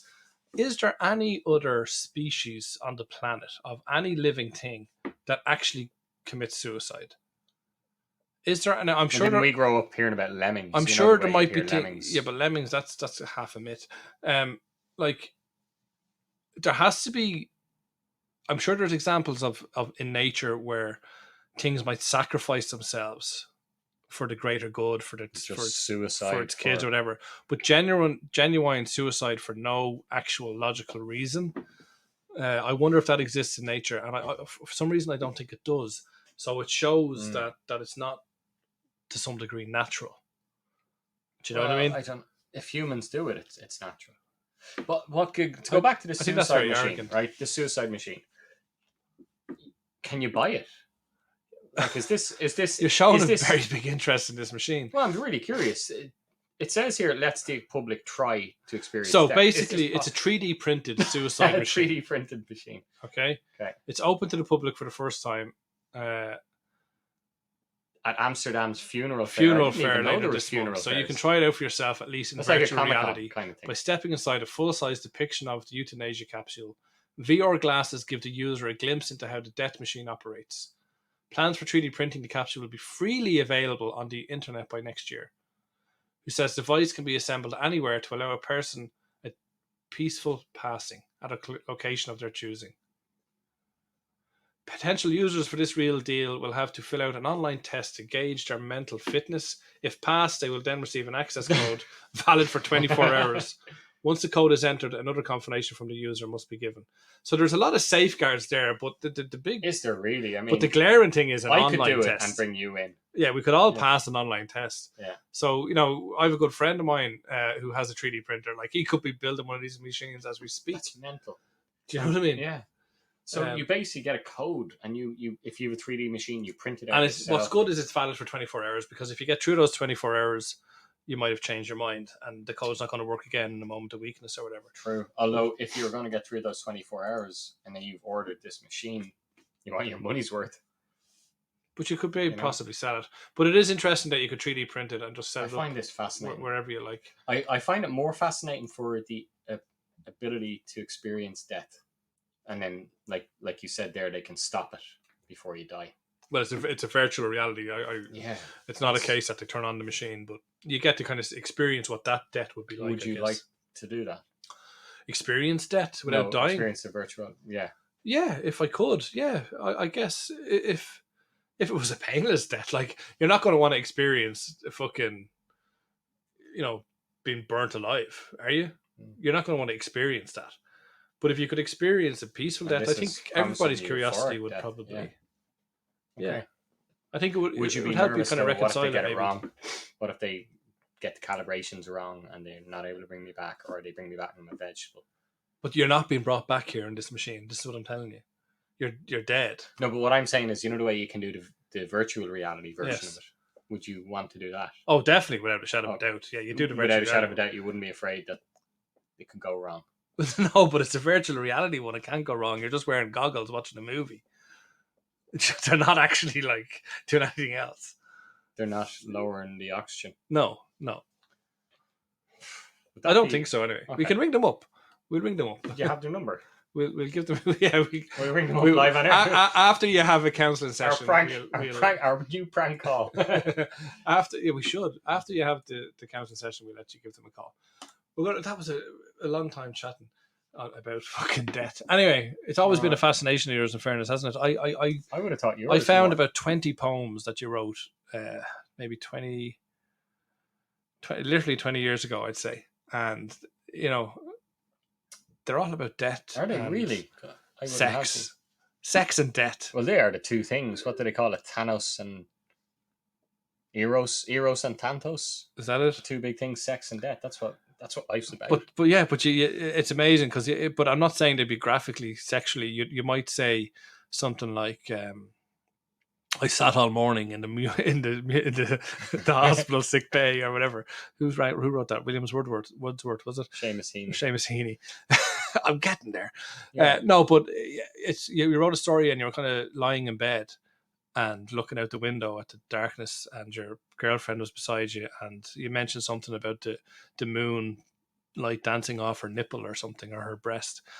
So it's not overly sexual, but there is obviously those kind of sexual connotations. Embracing the body. And then you talk about how you think about death. Cold Feet, I think, is the name of the poem. Oh, yes. Do you remember Cold Feet? The only poem I ever had published, yes. Yes, Cold Feet was the name of the poem. She had cold feet. I remember she had cold feet in bed. We were lying up in the Liberties, like about 10 stories above Patrick Street, so you could hear the traffic going.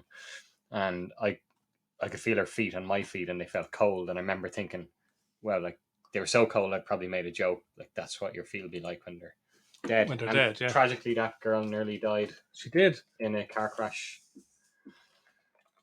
But she's all right now. I don't know. I think she's married and stuff now, isn't she? She was married and had a child when she was in the tragic car crash. But it's a fantastic poem, and if you can't find it online, folks, we will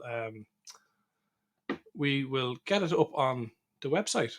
We get it up on our Facebook page because it's a brilliant poem. I think it'll be hard to find online. It might be hard to Charlie Naughton, Cold Feet. Definitely be hard to find, actually. But no, we'll post it. Are you okay with me posting it up on the Facebook page? I'll do that during the week. But a definite fascination with death, a running theme throughout all your poems. Okay. Couple adopts pet pig from animal shelter only to kill and eat her.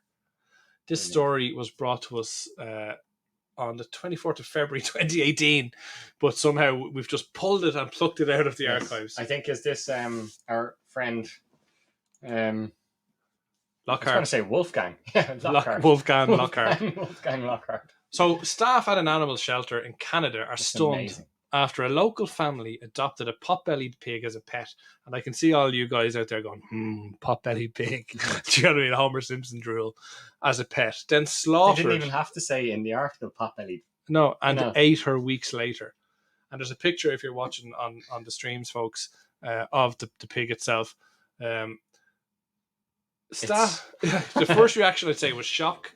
And they tried to basically get these people convicted of animal cruelty. To which the police basically turned around and said, while it's obviously kind of immoral, they didn't do anything wrong, and it was slaughtered in the appropriate manner. So everything was kind of done in a professional way. There was no reason for the legal authorities to get involved. But it is kind of, I suppose, to some people, it's a moral issue, isn't it? Yeah, I doubt the police said it was morally wrong. That's not for the police to say. No, but well, I'll find the exact quote for you now if you Please wish. do. Yeah. But tell me about how you feel about it. I don't know. Like I'm laughing here, and I know it's terrible, but these people were quite smart, weren't they? They adopted a pig, which presumably would cost a substantial amount of money to buy. They fattened it for 8 weeks Mm-hmm.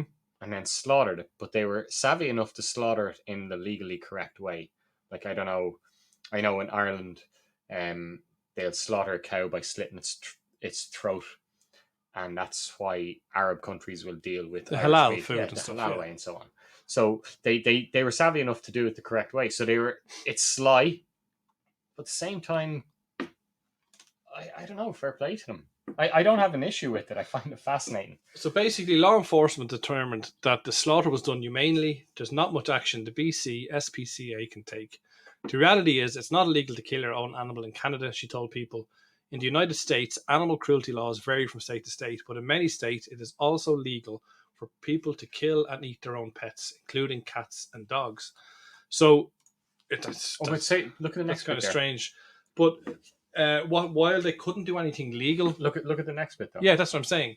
They while they haven't committed a criminal offence, they have been blacklisted from adopting any animals in the future.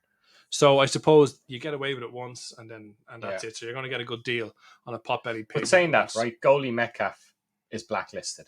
Goldie's wife isn't blacklisted. His child isn't blacklisted. I mean, true, but it's some kind of deterrent, isn't it? Yeah, it is. It is. But what do you think about it? Like, do you think it's bad? Yeah, do you? It seems cruel, doesn't it? Because you're the initial belief is that you're going to bring this person to this pig or dog or whatever animal you're bringing. You're going to bring it to a loving family home. Instead, you slaughter it. But we slaughter pigs all the time. People. But these are people that have gone out of the way to rescue this pig from whatever situation the pig was in, and they've nursed it back to health. So it feels like they've exploited these. Yeah, they have, but realistically, we slaughter pigs all the time. So why is this such a big deal? Why is this pig special? It feels like they've conned them, doesn't it? No, it does, and I fully understand that. But when you break it down into what it actually is, how wrong is it? And I'm immediately taken to a story from a couple of weeks ago where we purchased 2 lobsters in a shop, and they were alive, like they were literally swimming in a tank. Now, when I say swimming in a tank, they were fucking sitting on top of like 10 other oysters or 10 other lobsters. Like, they were in cramped conditions, and their pincers were taped together. So they weren't having the best standard of living. We bought them as pets. Ron McClan was actually with me. Ron McClan actually bought them as pets. So we bought them as pets to eventually eat. Yeah. And intentionally, I was like, will we get lobster? And I was like, yeah, okay, I haven't had lobster. I had lobster once, and I was too young to probably appreciate it. So I was like, yeah, fuck it, we'll get lobster. So we got lobster, but I never really thought about it. And then when I saw the little bastards, I was like, oh, Jesus, this is fucking terrible. Like, they were put into a fucking paper wrapping and then into a plastic bag. And we carried them around like shopping until we decided the time to go home. Like... And how much did the 2 lobsters cost? Can you remember? Probably about 40 quid or something. Each? No, like for the 2 of them. Okay. So what did you do?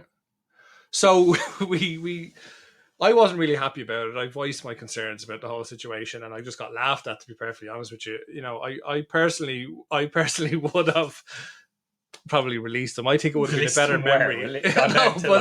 Yeah, we would have gone to the fucking sea, right, and released them. That would have been a better memory than eating the fucking things. But I grew kind of attached. Open. Would you release them? No, you'd obviously open it up. But not only that, we get home, right, and I take them out to give them a bit of fresh air. Do you know what I mean? I open the plastic bag, I pull back the wrapper, rip off the tape, and one of them is like on his way out. He's had enough. The other one is fucking little movement out of him. And I was like, oh, Jesus. And I left them on the counter, the kitchen counter, in the paper, just to kind of have a bit of fucking a bit of water on them. No, I didn't. They don't need water. Like, they probably would have liked to drink. Were they in a tank of water when you got them? No. Yeah. So they would have had water relatively. You don't need it though. No, but man just had them in a tank of water for the crack. No, but they can survive without it. Like, and when you arrived, you've got the lobsters when we're cleaning them. Come on. No, but I left them out, and I thought, just let them fucking have a bit of a breather before they get eaten. Right. And then fucking next thing, Romo Clan rocks in and fucking, like, that's enough of that, wraps it up and fucks it into the fridge. And I'm thinking, fucking here. Like, not only have you wrapped them up again, now they're in a dark place and they're freezing their bollocks off. I thought Dying it was slowly. I thought it was terrible. So what is the way you're supposed to like throw them into the boiling water? Yeah, so I says, Okay. well, you're going to put it in straight from boiling, and you can hear the screams because people say that, but apparently it's just the shells, maybe the air between the shells happened? or whatever. He put them in the fridge. So he put them in End the of fridge. story. He takes them out, and what he was going to do is he was going to get a knife into the back of the fucking head there, as he says there, look into the back of the skull. So just like a little fucking Agent 46 or whatever his name is from fucking that movie franchise or that game franchise. Age code name 47. Hitman code name 47. Yeah.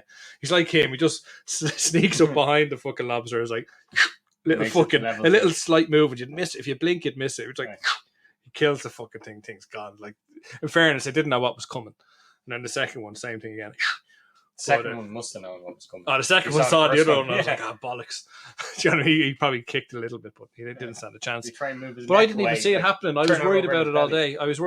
day. And I didn't actually see it happen.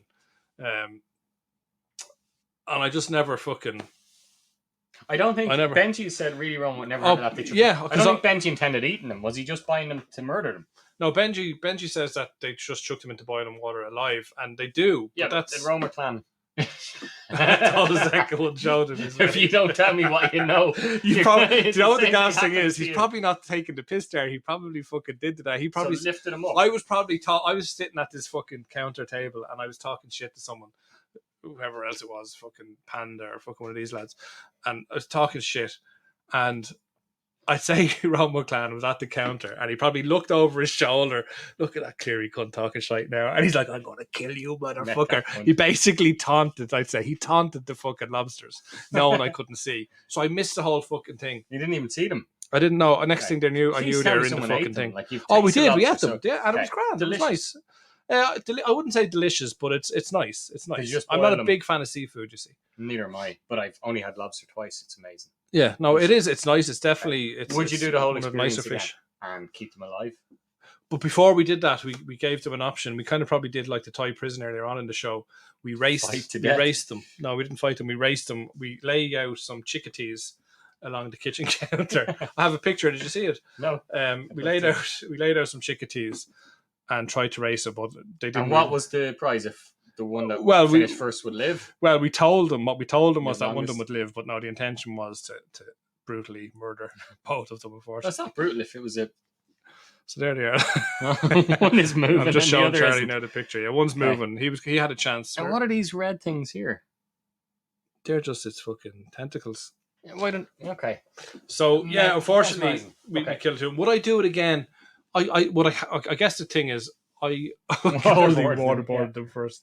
It does sound like there was a lot of torture involved, and yet you're saying so. Okay, you and Roma clan, and this. Imagine you and Roma clan are a romantic couple, and you've bought two lobsters, and this couple adopted a pet pig. Is it the same? Is that what you're saying? But why isn't it? It's life, isn't it? So you do think it's the same as what you did? Yeah, listen, you bought them in a what? I'm not a stupid. pet shop or they're bought in the English market actually to be eaten. Yeah. So it was straight up transaction. Oh yeah, no, they knew the moment they were caught that they were fucked. Do you know what I mean? That they were going to be eaten. If they're big enough, they would eat us. Yeah, that's exactly true, Romo clan. But you know, the difference that separates man and beast, I guess, is our intelligence and our empathy. And while I understand, not a lot of empathy. Listen, I'm a meat eater. I love steak. I love chicken. I love lamb. I love beef. Do you know what I mean? I eat animals. I don't have a problem with it. I love deer. I haven't had veal in such a long time. I'll eat venison. Like I understand venison or whatever. I'll eat that. Okay, I don't have a problem with it. But when you see, you know, I suppose it's ignorance as well, isn't it? I have the luxury of just going to the shop to buy it, and it's just a product to me. But when you actually get to see it up close and personal, where life harder. Becoming food, it's definitely. It's the lambs as well. It definitely makes you think twice about it. Yeah, I wouldn't like to do it again, but I would definitely eat lobster again, if that makes sense. But I wouldn't want to experience the whole watching them die shit. Okay. And the lambs, yeah, as Roman said, we went to a farm years back before a concert, and I got to witness firsthand how lambs were manhandled, and you know, just it was in spring, or the end of midsummer or whatever it was, and obviously the spring lambs were born, and they were with their mother, and they were just treated like a product. They were just thrown around the place, and the poor mother was there and like trying to be protective, while this farmer is like literally picking one up by the scruff of the neck and throwing it at you to fucking give it a shot. Like, do you know what I mean? It's a bit fucking much. It's a bit in your My face. father made me kill a chicken. Did he? When I was young, yeah. But I still eat chicken and love it. And where was this now? On my granny's farm. Okay. And how did you kill it? Wrung its neck. Wrung its neck. Wrung its neck. Like, hello. hello. Hello, is that the chicken? Yeah, wrung. I'm guessing it's wrung its neck. Yeah. And you killed the chicken. Yeah. And you felt the bones crack and the whole lot. Not really bones in the neck.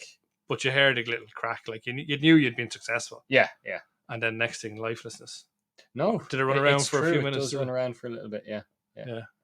That's just a kind of spasm or whatever, essentially. Whatever, yeah. And that was freaky. But it didn't put me off. It's a bit fucking weird, isn't it? How old were you? I don't know, 10. It's a bit 9, much. 10, 11, it's a bit much for a 10-year-old. Like, I get the see whole his point. It's like I'm taking. It's actually funny the amount of Roman kind of associated stories, but it's very funny that you say it, because this is like a father teaching his 10-year-old, and he probably has this macho attitude of, I have to teach my son life and what the meaning of debt is and what power is and how to be responsible or whatever. It's a real fucking redneck attitude. And I'm taken back to something that's been prevalent for us in the last couple of weeks on the WhatsApp groups, is the Will Ferrell, what's the word, blooper video. It's for that TV show Eastbound and Down. Have you ever seen it? No. It's kind of set in redneck country. You know the guy who's in it. I know, my brother loves it. Yeah, he's in it, so he's just real fucking redneck character. And there's a blooper reel, and it has Will Ferrell talking to this black guy who's in all the movies. I can't remember his name. And the other fella, Eddie Murphy. The Eastbound and Down. No, it's not Eddie Murphy. The other Eastbound and Down guy, and he's basically saying, "I was having sex with my wife, and the sweat was dripping down from my body. And I turned the thermostat up to 92. It was hot and sweaty. I was trusting inside her." And obviously the lads are fucking trying not to laugh and stuff. And there's a couple of different takes. And he goes, "And I heard the door open. And my 8-year-old boy walked in. And my wife said, 'No.' And I said, 'Stop. Leave him be.'" He says, "Let the boy watch." All right. And obviously the lad's just like, he's obviously just ab-libbing the fuck out of it. But this is the kind of the joke now. Like, the meme is like, "Let the boy watch." And the lads break their shit laughing. But then they come back again to the blooper rule. He's like, "Let the boy watch." And he's like, "Let him learn. Like I learned. Like my father before me learned." Like, do you know what I mean? It's just fucking absolutely ridiculous, insane stuff. But But you so funny. yourself caught your parents having sex. Yeah, Many's the time, probably. We all did, and some masturbated about it afterwards, and some. But do you think it some taught during you? it, Did it? and some not at all, I guess. And it probably turned some off sex. Potentially, yeah. Potentially. It's very funny because we, the way we're tying the show in, I had to have that conversation today with your father? with my. Yeah, I was like, "Dad, tell me about the birds and the bees." Yeah. No, I had to have that conversation today with the little fella. Were you caught? No, I wasn't caught, but Right. he asked questions a couple of weeks ago, and we kind of, the other half kind of fobbed him off a little bit, just about where babies come from and all that kind of stuff. I think you fobbed this question a few times. Yeah, which surprised me because about you for someone who's kind so of sexual. you gauge the maturity, I suppose. So we kind of fobbed it off the last time, and I was considering just telling him, and I kind of brought him down, and I said, "Do you want to know?" And he's like, "No, I don't." I was like, "Okay." Then he must know. So you're thinking, obviously he knows something. So today or yesterday, while I was brought at him work, down where? Like to the local, to the local jail? down to the pub. We had a couple of pints. We can see here if we can find a prison guard. Yeah. No, but then he, while I was in work yesterday, he was asking his mother questions again, and I was getting these messages going, "Oh Jesus!" So I said, "Listen, I'm just going to have a chat with him tomorrow. I'll tell him all about it." So I did, and it's kind of the normal reaction you get out of a kid. He's like, I only wanted to know where they came from, not how they got in there," is what he said. And then he says, "Hang on a second." He says, "So you and Mom did that 3 times?" I was like, "Yeah, fucking 3 times." He was shocked, was he? Yeah, he thought it was Why disgusting. was he shocked? He said it was disgusting, but I think he knew. He has to have known. Yeah, he has to definitely know. He definitely has to know. But so then, So he You're being very vague here. He asked your partner, where do babies come from, or how are they made, or what? Essentially the same question. Right. But then when I told him you today, told him the full facts. I told him, from basically an overview of puberty up to how Like the biology penis works, all that stuff, and their own hair and all that. And then you think he did notice maybe a little bit? Yeah, I think he did. Yeah, he did. He kind of knew a little bit, but like, you do at that age, don't you? You talk about it in school, in the yard, and stuff like that, and you hear bits and pieces and whatever. So we then watched a video of we watched the prison. Debbie Does Dallas, Emmanuel in space. You watch any of my ones? yeah. I showed him Where's some. your friend? I showed him some of your Goldie and videos. Charlie. Yeah. So we had a few pints and then we watched a shitload of porn, and he was grand then. So next time he's with a woman, he's gonna pull out. yeah. No, what he did was we watched this video, and it's a scientific thing. It actually shows on YouTube, like it's a YouTube thing, and it shows the sperm, swim into the uterus and getting into the egg, and how the zygote is formed and all that kind of stuff. Now, he was obviously bored shitless watching it, but he might have got something from it too. So yeah, no, it's good. He kind of he was down looking. He was looking at me weird tonight when I came in. Yeah, he's probably like, how many kids have you got? But no, he was down. I think Lorraine was looking through something on Amazon or something like that, and the little fella says, she says, "Oh, what would you like?" or something, and he goes, "A time machine." A blowjob. Yeah. No, he says a time machine, and like she's like, a time machine, and she's like, "Why?" He says, "So I could go back in time and I have to listen to that." Oh, fucking brilliant stuff! But you gotta love the innocence of it all too. You've shattered it, have you? Shattered the innocence. Okay. I know, but I'm glad he knows. But you know what? The gas surprised me that he didn't know. And for the next hour and a half, then we start watching videos about space, and it's narrated by Alec Baldwin. You'll see it on YouTube. It's an hour and a half long, and it basically takes you from a campfire on planet Earth to all the planets in the solar system to the next, outside the solar system, and how everything is formed. Very educational, and we kind of watch into that. Yeah, he's curious, so it was good. I'd seen it before. So he's gonna, I'm thinking, when he's 40, our age, and he's gonna be thinking, why do I associate sex with stars? And yeah. He could be. Yeah, it could be. And he probably will. Like, I'm not even joking. There will be that residual. His whole fetish is that he has to wear a fucking astronaut suit into the room. Yeah. And your one has to be dressed up like a little green alien and shit. Like that literally could. It could happen. It could form his fetish. Absolutely it could.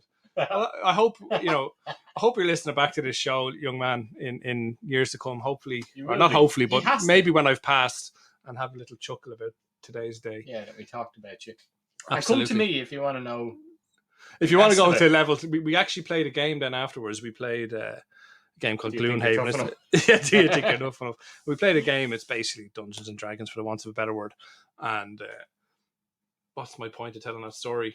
To get to level 2, like we're talking about, the experience points he needs. So, you only go to Charlie when you're ready for level 2. Okay, so speaking of parenting, we'll go to our next story. Good segue. Parents try to tame rebellious daughter by dumping her on deserted island. Now, this story was sent in to us on the 13th of July, so it's probably our most recent story of the night. On the island. She's not. Spoiler alert, she's not on the island. But the 13-year-old said she only had compressed biscuits and water to keep her going. She managed to get off off after flagging down some passing fishermen who called the police. Some passing fishermen see this girl and she's fingering the fuck out of herself getting off. She's only 13. She managed to get off after flagging them down. Off the island after she was on the boat with them. Yeah. She didn't get off. She got off the island. Come on now, Charlie. We're talking about children. We're going to play the video here for people that are watching online. And we can see videos of this young lady. And her face is blanked out to protect her identity. But she's on the island and she's showing us her with getting off the island with some men. It looks like one of those scary Ring videos. This happened in China. So this is a Chinese girl. Now, I first of all thought to myself, that's child abuse, isn't it? Like abandoning your child on a desert island. Well, did they abandon her? And first of all, what are compressed biscuits? Biscuits that are really squashed. So they gave her a pack of custard creams, but she's And adamant. basically squashed the fucking Right. things down. Yeah. Right. So that's, first of all, not bad. If she's 13, you're happy out with biscuits. Oh yeah, exactly. But at first you think, Jesus, that's child abuse. While as a parent, you sometimes I somewhat empathize maybe with the whole, You're wanting to losing get the rid of rag. your fucking child or killing your child or abandoning your child or whatever the case might be. We all kind of, I suppose, half jokingly fantasize about that sometimes, don't we? But did they if they're plan on pissing picking you off. her up? Presumably, that's what they said. Yeah. Oh yeah, this was just to teach her a lesson. Okay. And I initially I thought to myself, Jesus Christ, it's a bit fucking harsh, but I respect it to some degree. But then I read on, and she was with a survivalist, so that she wasn't just left alone. She was actually left. If you read it here, I'm not going to read it. Look, you just read it out to us like you did with the other articles. So she was dumped on a desert island by her parents in the hope that she'd grow up. The 13-year-old was rescued from the empty bit of land in Shandong, China, after flagging down some fishermen. She had been taken to the rocky outcrop by her mum and dad, who are tired of her poor behaviour. They are said to have wanted to teach the girl a lesson about hardship and adversity due to her having dropped out of school and staying in her room all day. Desperate time called for desperate measures, and the parents resorted to just that. The island is deserted for many years, and it's 1 kilometre off the coast. Accompanied by a survival expert, the girl spent 2 days on the island before contacting the fishermen, who reported the issue to the police. So this immediately... These parents put money into this. They paid the guy. Exactly. This immediately turns on its tails, doesn't it? Turns on its head. Parenting, it's brilliant parenting. Yeah. Initially you're thinking child abuse, and you're thinking, how the hell could they do that? But they actually put her with a survival specialist, who you would have to presume has undergone vetting and stuff like that. Hope. So you're not going to, there's not a hope. Vetted, there's, the chances of that person being a paedophile or something is very slim. So there's not like you're being irresponsible in that respect. That person would surely have vetting, and they're survival experts. So your daughter is not going to be in any harm at all, but will learn a valuable lesson. I think that's a brilliant idea. Were the parents arrested? There's an investigation. Okay, so they could be. They have, regardless of whether they put an expert with her, they've abandoned her with a stranger. Yeah, but presumably there'll be evidence of kind of meetings with this stranger and a contract drawn up and proof of that this person was a responsible adult, and that their kid wasn't any danger at all. It definitely warrants investigation. Okay, but I think it's great parenting. This is the only article that I've ever sent my mum from Midnight in Baghdad, and I know she's listening in tonight, and she was fascinated by this story, and she joked like saying, "Oh, I wish I'd heard of that story years ago." But I can think of, and I've done it myself. You've probably done it yourself. You pretend to walk off on your kid in the supermarket when they're not. Yes. And you walk off around the corner, but the minute you walk off around the corner, you start feeling shit, and then you start worrying, and you look around to make sure they're not being abused. But you start panicking for that minute. And then you lose them. Because they go, and then you give out to them. Yeah. So, but you're like, I've lost my kid for maybe it's not even 2 minutes. It could be, say, 2 minutes. But it felt like an eternity when you're walking around the supermarket or whatever. Yeah, and you're like, in Smith's, I think I might have lost it because I was looking at some of this shit on the shelves. Do you know what I mean? I got a big kid, and you lose the kid for a couple of seconds, and you're like, in those 2 minutes, or if maybe it's only 10 seconds, I don't know. All these stories go off in your head about what if this is the one you don't find them again, and what you're going to say, and how you're going to live with yourself, and all this kind of shit. Already getting this constructing your story. You're like, will I say it's kind of, will I come back saying it really wasn't my fault, or will I own it? Like, do you know what I mean? Which one will I go through? You're kind of arguing with that with yourself, yeah. So we're in agreement on this story. That these parents deserve. They should not be prosecuted in any way. You've done some extreme measures to discipline your child, haven't you? Which I regret, though. Yeah. But at least you learned for the second. I learned, and this is brilliant. I think it's very good. I think it's obviously, you see children these days that... how many days would they have left her? They left her 2 nights. She was only gone for 2, But, only 2, but you said there just earlier, 2 minutes. Yeah, I know. But traditionally, you would have sent them to boot camp or something like that. Do you know what I mean? Is this not the new boot camp? Is this not just another alternative? I'm confused. Why is this is this Katie Price? No, this is just the next video. Okay. that's all right. Okay, that's coming online. Because it wasn't Katie Price that abandoned her kid, because that would be terrible. Particularly if it was young Harvey. Yeah. But no, it's not. This is just so that's Katie Price as she is now. As she is, at the age of 50 or whatever. That's her gaff. Whatever age she is. That's not her gaff. She's at some kind of dump yard. I don't know why. Can we try get some sound on this? I don't know. I don't know if you can hear that, folks at home. I think it is her gaff. Keith Lemon does that behind the keyhole. So obviously, she's kind of let her garden go a little bit. We were talking about that earlier, weren't we? Manscaping. She kind of let it go a little bit, to be fair to her, and that's fine. But in no way is that connected to this story. She didn't abandon her child. Katie Price categorically denies that she. But we beg the question: did she? That's all we're asking. We're not suggesting she did, but we don't know if she ever did. We haven't. Yeah, we genuinely don't know if she ever did. But we're not willing to speculate. Well, no, I'd speculate that she hasn't, because I think she's a very good mother. Yes, but we did say the two Chinese people were also good mothers and fathers that abandoned. So you're implying. Yeah, but what I'm saying is that they're both good mothers. I don't think any of them have done a bad thing, but I'm not saying that Katie has actually done that to her kids. Yet she's on this video. She's on this video just by pure chance. You think it's chance? Yeah. Okay. Yeah.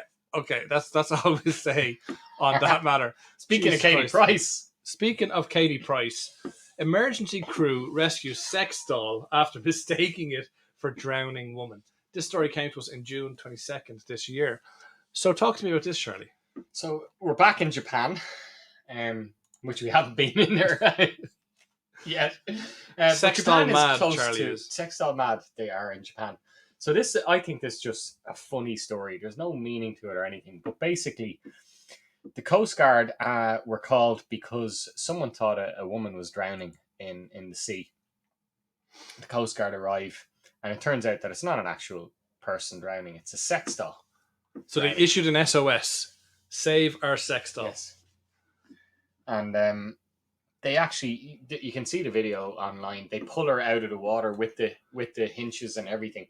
Because obviously, until they got her on land, they knew clearly by that stage, I'm guessing by the weight, welcome, Boeing Solomon, that it was a sex doll. But they still had to go through the motions. Of course, if you're on a ship in the middle of the ocean or the middle of the sea, and you see, something that resembles a human floating, you're going to do everything you can to especially if it's your job. You have to go through the motion. You have to get that person out of the water onto dry land. I have been exposed unintentionally to pornography in which the women behave like sex dolls, even though they're actually human. Have you ever seen that? No. So the guy actually will lift their arm. And they'll act like a sex doll. They act like. Would it not have just been cheaper for the producers of that pornography to just get a sex doll? It's a niche market, and they're looking for. I suppose people are into all sorts of different things. So they wanted a human that's acting as a sex doll. So maybe the people had to they had to follow the guidelines anyway. So this sex doll is rescued, and then they discover it's a sex doll. Now, this story attracts me for a couple of reasons. First of all, the story comes from someone who's called an influencer. Now, I'm just starting to come to terms with what an influencer is. I'm sure you're always ahead of the curve. Well, I've influenced you all your life, I suppose, to some degree. Yeah. Do you know what I mean? Groomer. But I've groomed you, yeah. But now they're called influencers. Can you tell us a little bit about what an influencer is? Well, I guess an influencer is just somebody on social media that is extremely popular for whatever reason. It could be anything. It could be just because of their looks. It could be because they sing a certain song or they play a joke or whatever it is that they grow a following. And because of that following, that person, it's like when you watch Friends, I suppose, as a kid, all the girls wanted the Jennifer Aniston haircut. Do you know what I mean? So when they're watching these people on, in Instagram and TikToks and stuff like that, people are influencing others. So they'll advertise. So then companies will eventually approach them when you get to a certain level to say, here, use Colgate, or here, use this manscaping product or hair dye or whatever. So they'll talk about the hair dye, they review it, they'll use it. But they'll do it in a way that doesn't look like an ad. Am I right? Like they'll talk about it. They'll talk about it like Casually. it's just they have come across this. Like, yeah. Now I think a lot of them now have, it comes up in the corner saying, paid sponsorship or whatever. Like this video was sponsored, so they kind of, I think there is legal things like that. Okay. But it's just a new form of advertising. Smart, but very cynical. Smart. What do you think of the new rule that is in Norway and will presumably spread to the rest of Europe, that if you filter a photograph and put it online, in Norway, you have to, like you're saying there in the bottom, you have to say it's filtered. You have to say it's filtered because they think young people are being influenced too much by filtered photographs. It's not reality. Yeah, I think that's not a bad thing. Yeah, absolutely. And you can categorically say that you and I have never filtered a photograph ourselves. Absolutely not. No. I think, to the best of my knowledge, let's put it that way. Yes. The cover is from a legal framework, but I'm always thinking of. But I kind of, you are presidential material right there. No, but when I watch TikToks, like I find myself. Do you watch TikTok? Not really, but my kids would. Yeah. Okay, so I don't believe that for a second. You do, yeah. On what device? Do you know what they watch? And it really annoys me. And I love my ex-wife. Legally, also love her. But she lets the kids watch Love Island. No way. And my understanding of Love Island is it's all sex. It's all sex. And it's explicit in you don't see them having sex. It's totally objectifying women. It's crazy. I can't believe it. And does that really happen? Genuinely. I'm amazed. And I'm shocked myself. And I haven't brought it up with do you let your kids watch? Today could presumably come home to you saying, "Oh, Love Island's on tonight. Can I watch it, Dad?" Yeah, so my kids were with me this morning, and I always ask, like, what you do with Mammy last night? And my eldest says, I was reading a bit, and then we had pizza, and then we watched Love Island. And I'm thinking... Immediately you're thinking, okay, definitely she wasn't reading. She's only saying that to soften the blow. Because your kid is intelligent enough to know what she did. You're not happy with. So she says the good thing. So she eats pizza, which you're not happy with. I'm sure. You think it's lazy cooking. Yeah. And secondly, she's allowed to watch fucking Love Island. Well, that's what. So the kid is smart. The kid is smart. Maybe the kid didn't even watch Love Island. It's just kind of saying, I don't want Dad to go mental about the pizza. Yeah, the pizza is so bad that watching Love Island is actually okay. But no, I am genuinely shocked. I know my ex is mad into, like, she watches my 600 Pound Life. She watches these diet shows. And I was up at my ex's house a few weeks ago and I watched the diet show, which was amazing. It was like this really skinny woman and this really fat bloke, and they have to live together for a week. And the skinny woman has to eat what the fat bloke eats normally, and the fat bloke has to eat what skinny bloke eats. And then they had like 6 desserts, and they were getting random people in a shopping mall to say, right, do in these 6 desserts, put them in order what you think is the biggest calories down to the lowest. I found that show fascinating. My 600 Pound Life is mental. I don't understand how people watch it. I've never seen Love Island, but I've heard people in my workplace it's all talk sexual, about it. It's as pure Benji sex. says, in the US it's tame. And even at her own age, she was shocked watching the UK version of Love Island. It seems mental. So absolutely mental. And my kids are. My question is, when your kid comes home and has watched it the previous night and wants to watch it again tonight when she's in your company, you're not allowed. She doesn't even ask. But what I'd say to you there, Charlie, is what channel is it on? I think it might be Virgin or one of them. I don't watch it myself. But I think the very fact that your kid was able to come up with this whole idea of, I better say that I was reading for a while. Maybe she was reading. It shows a certain level of intelligence to kind of keep you satisfied. Cosmo. It could have been Cosmo, yeah. Like unless she's like, but if she's reading Cosmo, well then she's like, but she's like a super villain. Like she's unbelievable. But I think let's take it down a level. While watching Love Island at that age is horrific and ridiculous. Like dangerous. I think you should put a stop to it. At the same time, the kid maybe has the intellect to know. Well, this kid even when I say that, I don't agree with myself. Actually, it's just wrong. I don't think she's ready to know the objectification of women. No, it's not on the background, Benji. I don't buy into that stuff, Benji. To be honest with you, I don't buy into that at all. You know why? It's being actively watched. Yeah, if something's on in the background, that means you're glued to it while you think your kid is watching their iPad, but really they're watching what's on Netflix. But you can name the characters on it. Because the one thing I do know about this year's Love Island is I was laughing. On in the background is lazy parenting. Definitely.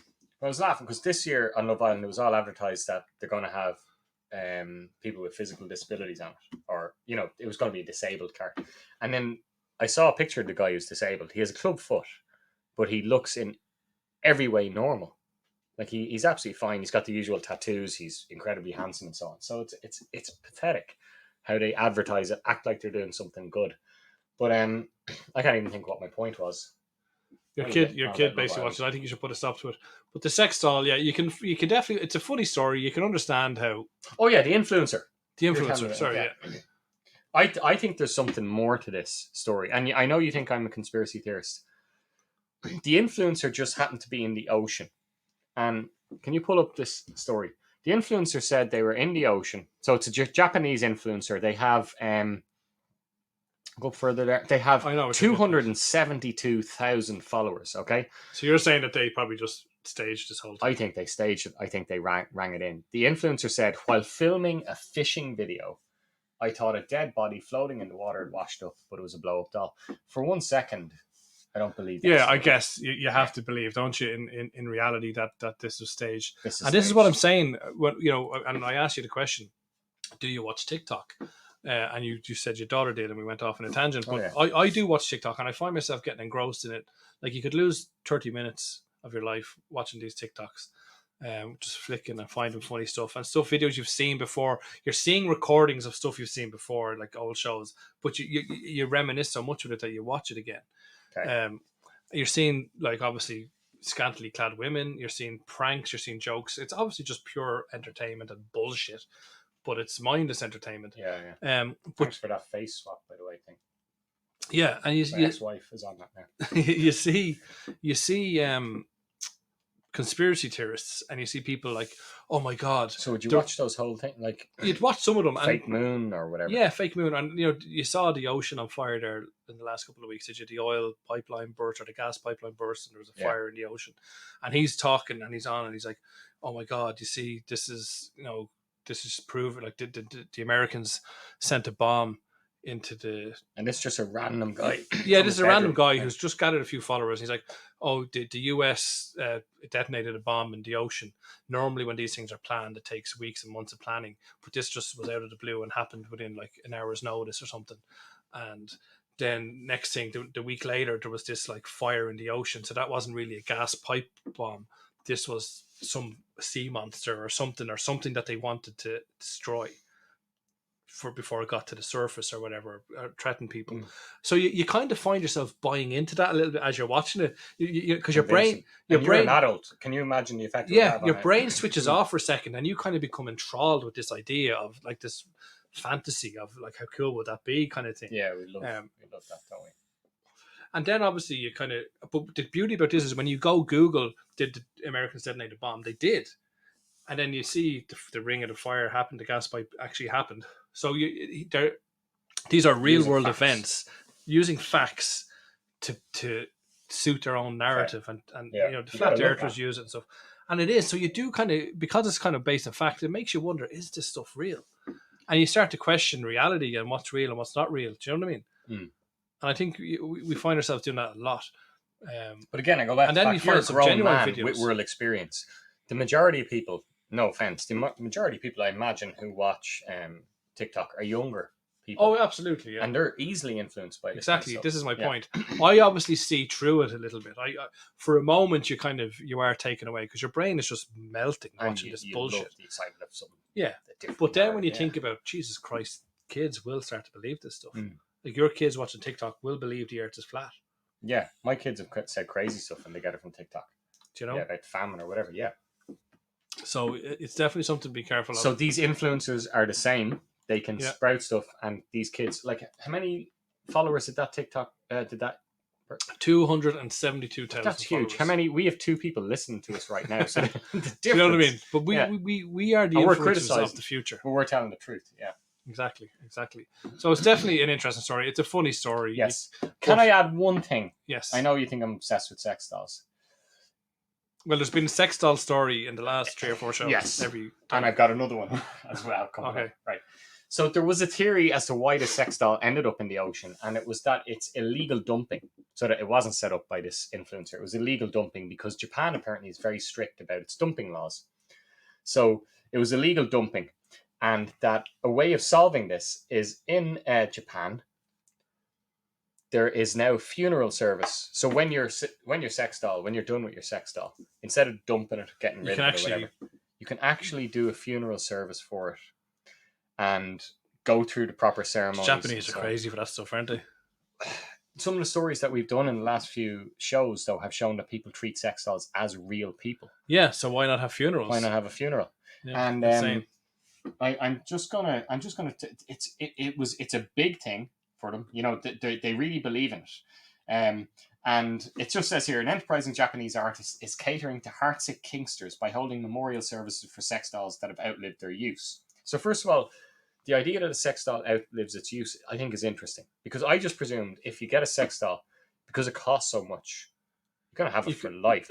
Or you could do upgrades on it. Or yeah, whatever. You can remove the head for a sex doll. So you could change... I think it'd probably be the vagina that needs changing out more than the head. For me, it would be the head. No? Oh, would it, yeah? Yeah, definitely. Okay. Because you could act then that it's a new partner, I would have thought, if you're treating it okay, so you're not saying that you'd have the mouth destroyed, that you'd have to change the head. No. It's the head because these people are acting like the sex doll is actually a partner. I mean, yeah. They're going to the beach. Remember that weird... like people got married to their sex dolls and stuff. Yeah. So it's like the real partner for them. But anyway, I'll just say this final thing about it. This person who is doing these memorial service for sex dolls, here's how it's described by the New York Post. Presiding over the mannequin memorials is transgender porn actress turned Buddhist monk. So could it be that this TikTok in China was actually a promotion for this funeral service? Because I got this link from that. It could be linked. It's social media influencing at its finest. Yeah, Lay Cato. Fair play to you, folks. We're going to go on to our before our agony and folks. Agony is fine. Agony. We're going to go on to our final story, which is manscaping or male grooming. And we recommend the Performance Package 3.0, which is available in all good shops now, manscaped.com. And when I saw this advertisement, Charlie, and when they approached us, I thought to myself, do you I'd love if someone actually did pay some money to do these. Like, who were we doing the last time? I can't remember. We pick a random, and they pay. They pay people money, for this. And we no, do they this probably as a joke. We're more than likely going to get sued than paid. Yeah. But Manscaped do not want to be associated with this show. Yeah, but listen, they are now. Yeah. So please go ahead and buy the products. But it kind of got me asking: do you manscape on a regular basis? Yes. Now, when we Absolutely. just so we're clear, what is manscaping to you? Okay, well, manscape. First of all, I'd never heard of this until maybe David Beckham. David Beckham and the idea of metrosexuals. So it became okay for a man. Like, look at me. Do you notice you haven't physically seen me in over a year? Shall we pretend? Okay, so. This is the first time you've been in the live in studio. Do you notice anything physically different about my face? Not really, no. Okay. I know that you obviously have a beard. I had a beard though before. Yeah, you did have a beard before, but it's shorter. Okay. My eyebrows. Now that you say it, I noticed them, yeah. So in the last 3 months... I think that's a bit weird now, but go on. I actually love it. But in the last 3 months, a man who wouldn't be into manscaping, he's really unkempt, ironically, just randomly said to me and a couple of friends, yeah, shave my eyebrows. And I was laughing because I pictured him with a wet razor shaving his eyebrows. I said, what do you mean? He said, well, when I'm shaving, like with the manscaping thing, you have all the different attachments. He said, yeah, I'll trim my eyebrows with the razor. And I was thinking, oh, that's so tempting now to me because I have very bushy eyebrows. Because I have very bushy eyebrows. I had friends that used to call me unibrow at one stage? What? Did you have a you used to have a unibrow and then I started plucking them. Yeah. So these are the things that I do, and I would tell people. Sign of meanness. Yes. Deceit. Beware of those whose eyebrows meet, for in their heart there lies deceit. That's what my mum used to say to me as a child when I had one eyebrow. Not a wonder I ended up putting her in a home. So I pluck my eyebrows. I now manscape them. I shave them once a week when I'm trimming. It's funny because when I was in school as a kid, I used to get, I won't say bullied, but I used to get slagged and teased over the fact that I shaved my eyebrows. But you did shave? No, but I didn't. I just have naturally perfect ones. I'm not. I know that sounds arrogant, but I do. Or certainly once upon a time I did. Right. Benji Boyle says she went to the shop while she was listening to the show, and no wonder you're dropping in and out. And she counted 17 American flags, 2 Irish flags, and 1 Italian in just Wow. under a mile. Interesting stuff. It I just wonder shows how many houses would you pass in a mile? 40? More? It depends on the state. You could pass 100 in some places. I'm guessing Boston. She's in Boston, Lowell, I believe. But I don't know. Maybe how many houses? So you've got. You don't need to raise your voice. You're not gonna hear you. You've counted, Benji. You counted 20 flags out of how many homes? What's the percentages here? So you don't do you manscape then? I do, of course I do. I don't think I'm as regular. 80 homes. So 25% of homes. Americans. Tom Cruise's ex. 25% of Americans put flags outside their houses, according to Benji Boy. I would have thought more. Yeah, we would have thought more than that. Do I manscape? Yes, I do. Okay. I'm manscaping to include not just eyebrows, but your back, your chest, if necessary. Back. So you can't do that yourself. Well, you'd have to get somebody to do it, or your genital area and places like that. You're including manscaping and all of that. So you're an active manscaper. Me personally, yes, on a regular once a week at least. Yeah, once a week. Yeah, now I'd probably once a month maybe.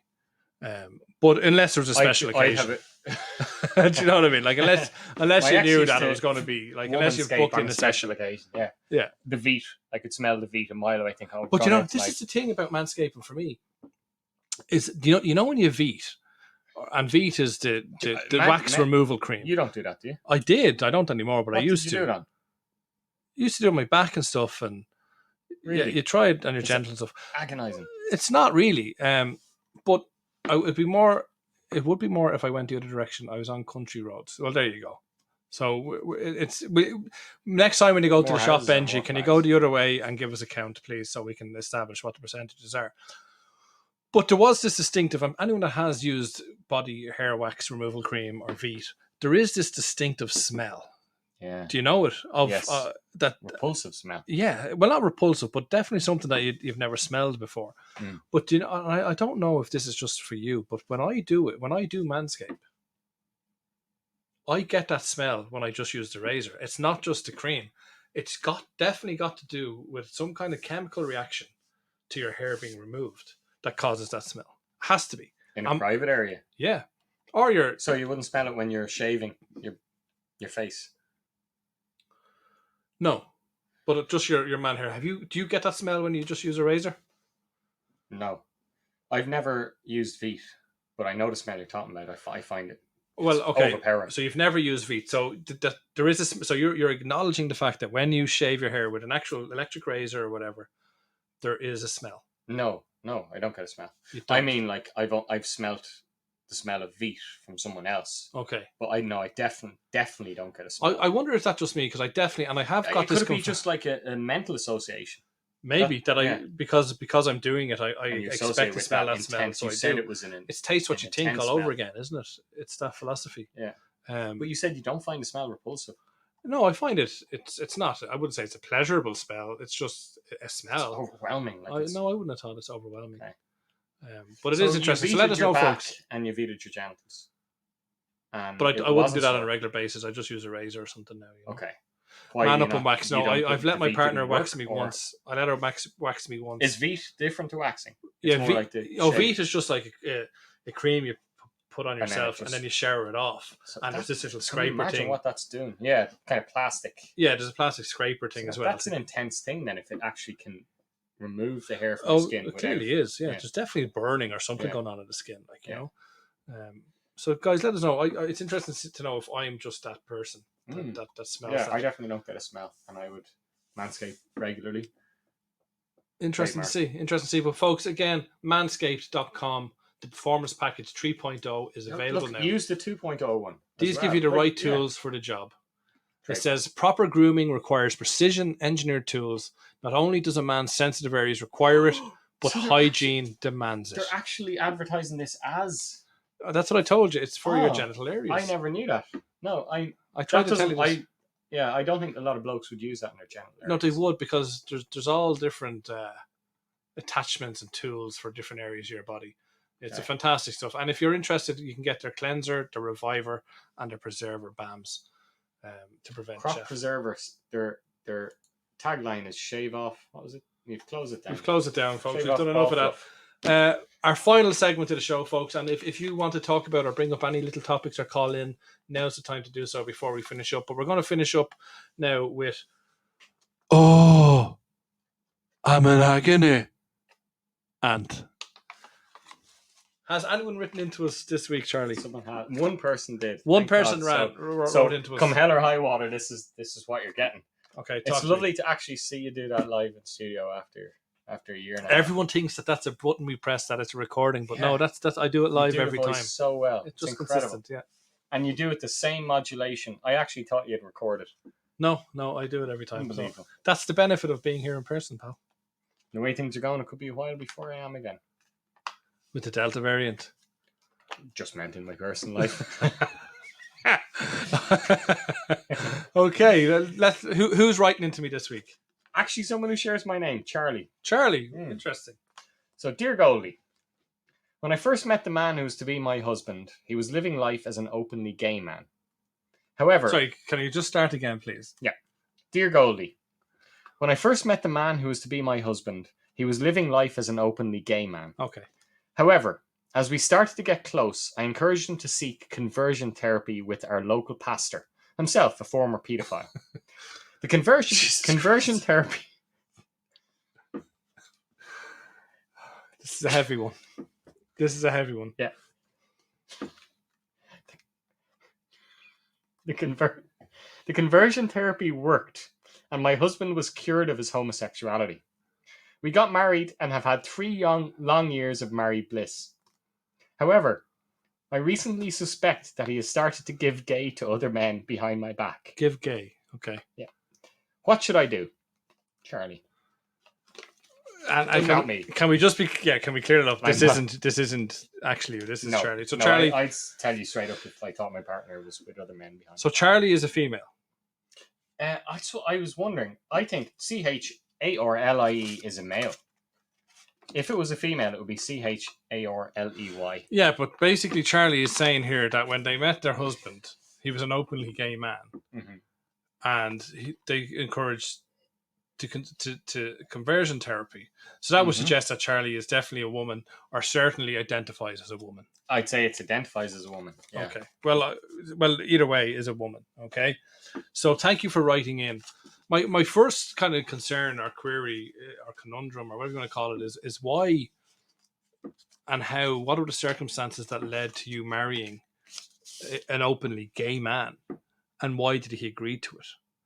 So it is obviously a peculiar thing to start off with, but it's obviously an obstacle that maybe love overcomes. So congratulations. But she didn't, or he didn't marry him as a gay man. They only got married after. Yes, so I'm sure that there might have been a good friendship there, or a good kinship or something in that respect, or maybe there was a rhetorical love or something.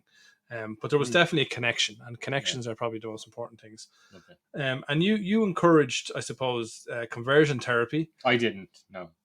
No, but Charlie, our listener, did. Just the same name as me. Could be anybody. Yeah, no, absolutely, could be anyone. They saw conversion therapy. Now, obviously, our viewers out there will have a very different views about conversion therapy and whether it's barbaric, whether it should be allowed, whether it's not. And I think that doesn't even matter. You leave your personal opinions aside and look into the reasons why Charlie did that. This is what she believes, right or wrongly. She believes that this is something that can work. Do you think her husband believed it?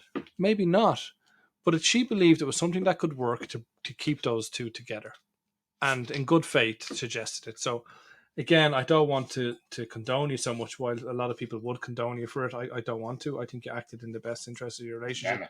The fact that your pastor is a former paedophile is inconvenient and interesting. But it has nothing to do with being gay. Like, no, it's not. But the fact that he is a paedophile, and the fact that you know he is, means that it's obviously common knowledge. He's probably former. He's paid for his crimes. Yeah, there might be some debate about former. Some people are. Well, if you're an alcoholic, you're always an alcoholic. Perhaps it did. And if these are people of faith, we shouldn't mock it. But now you believe that this person, your husband, is giving gay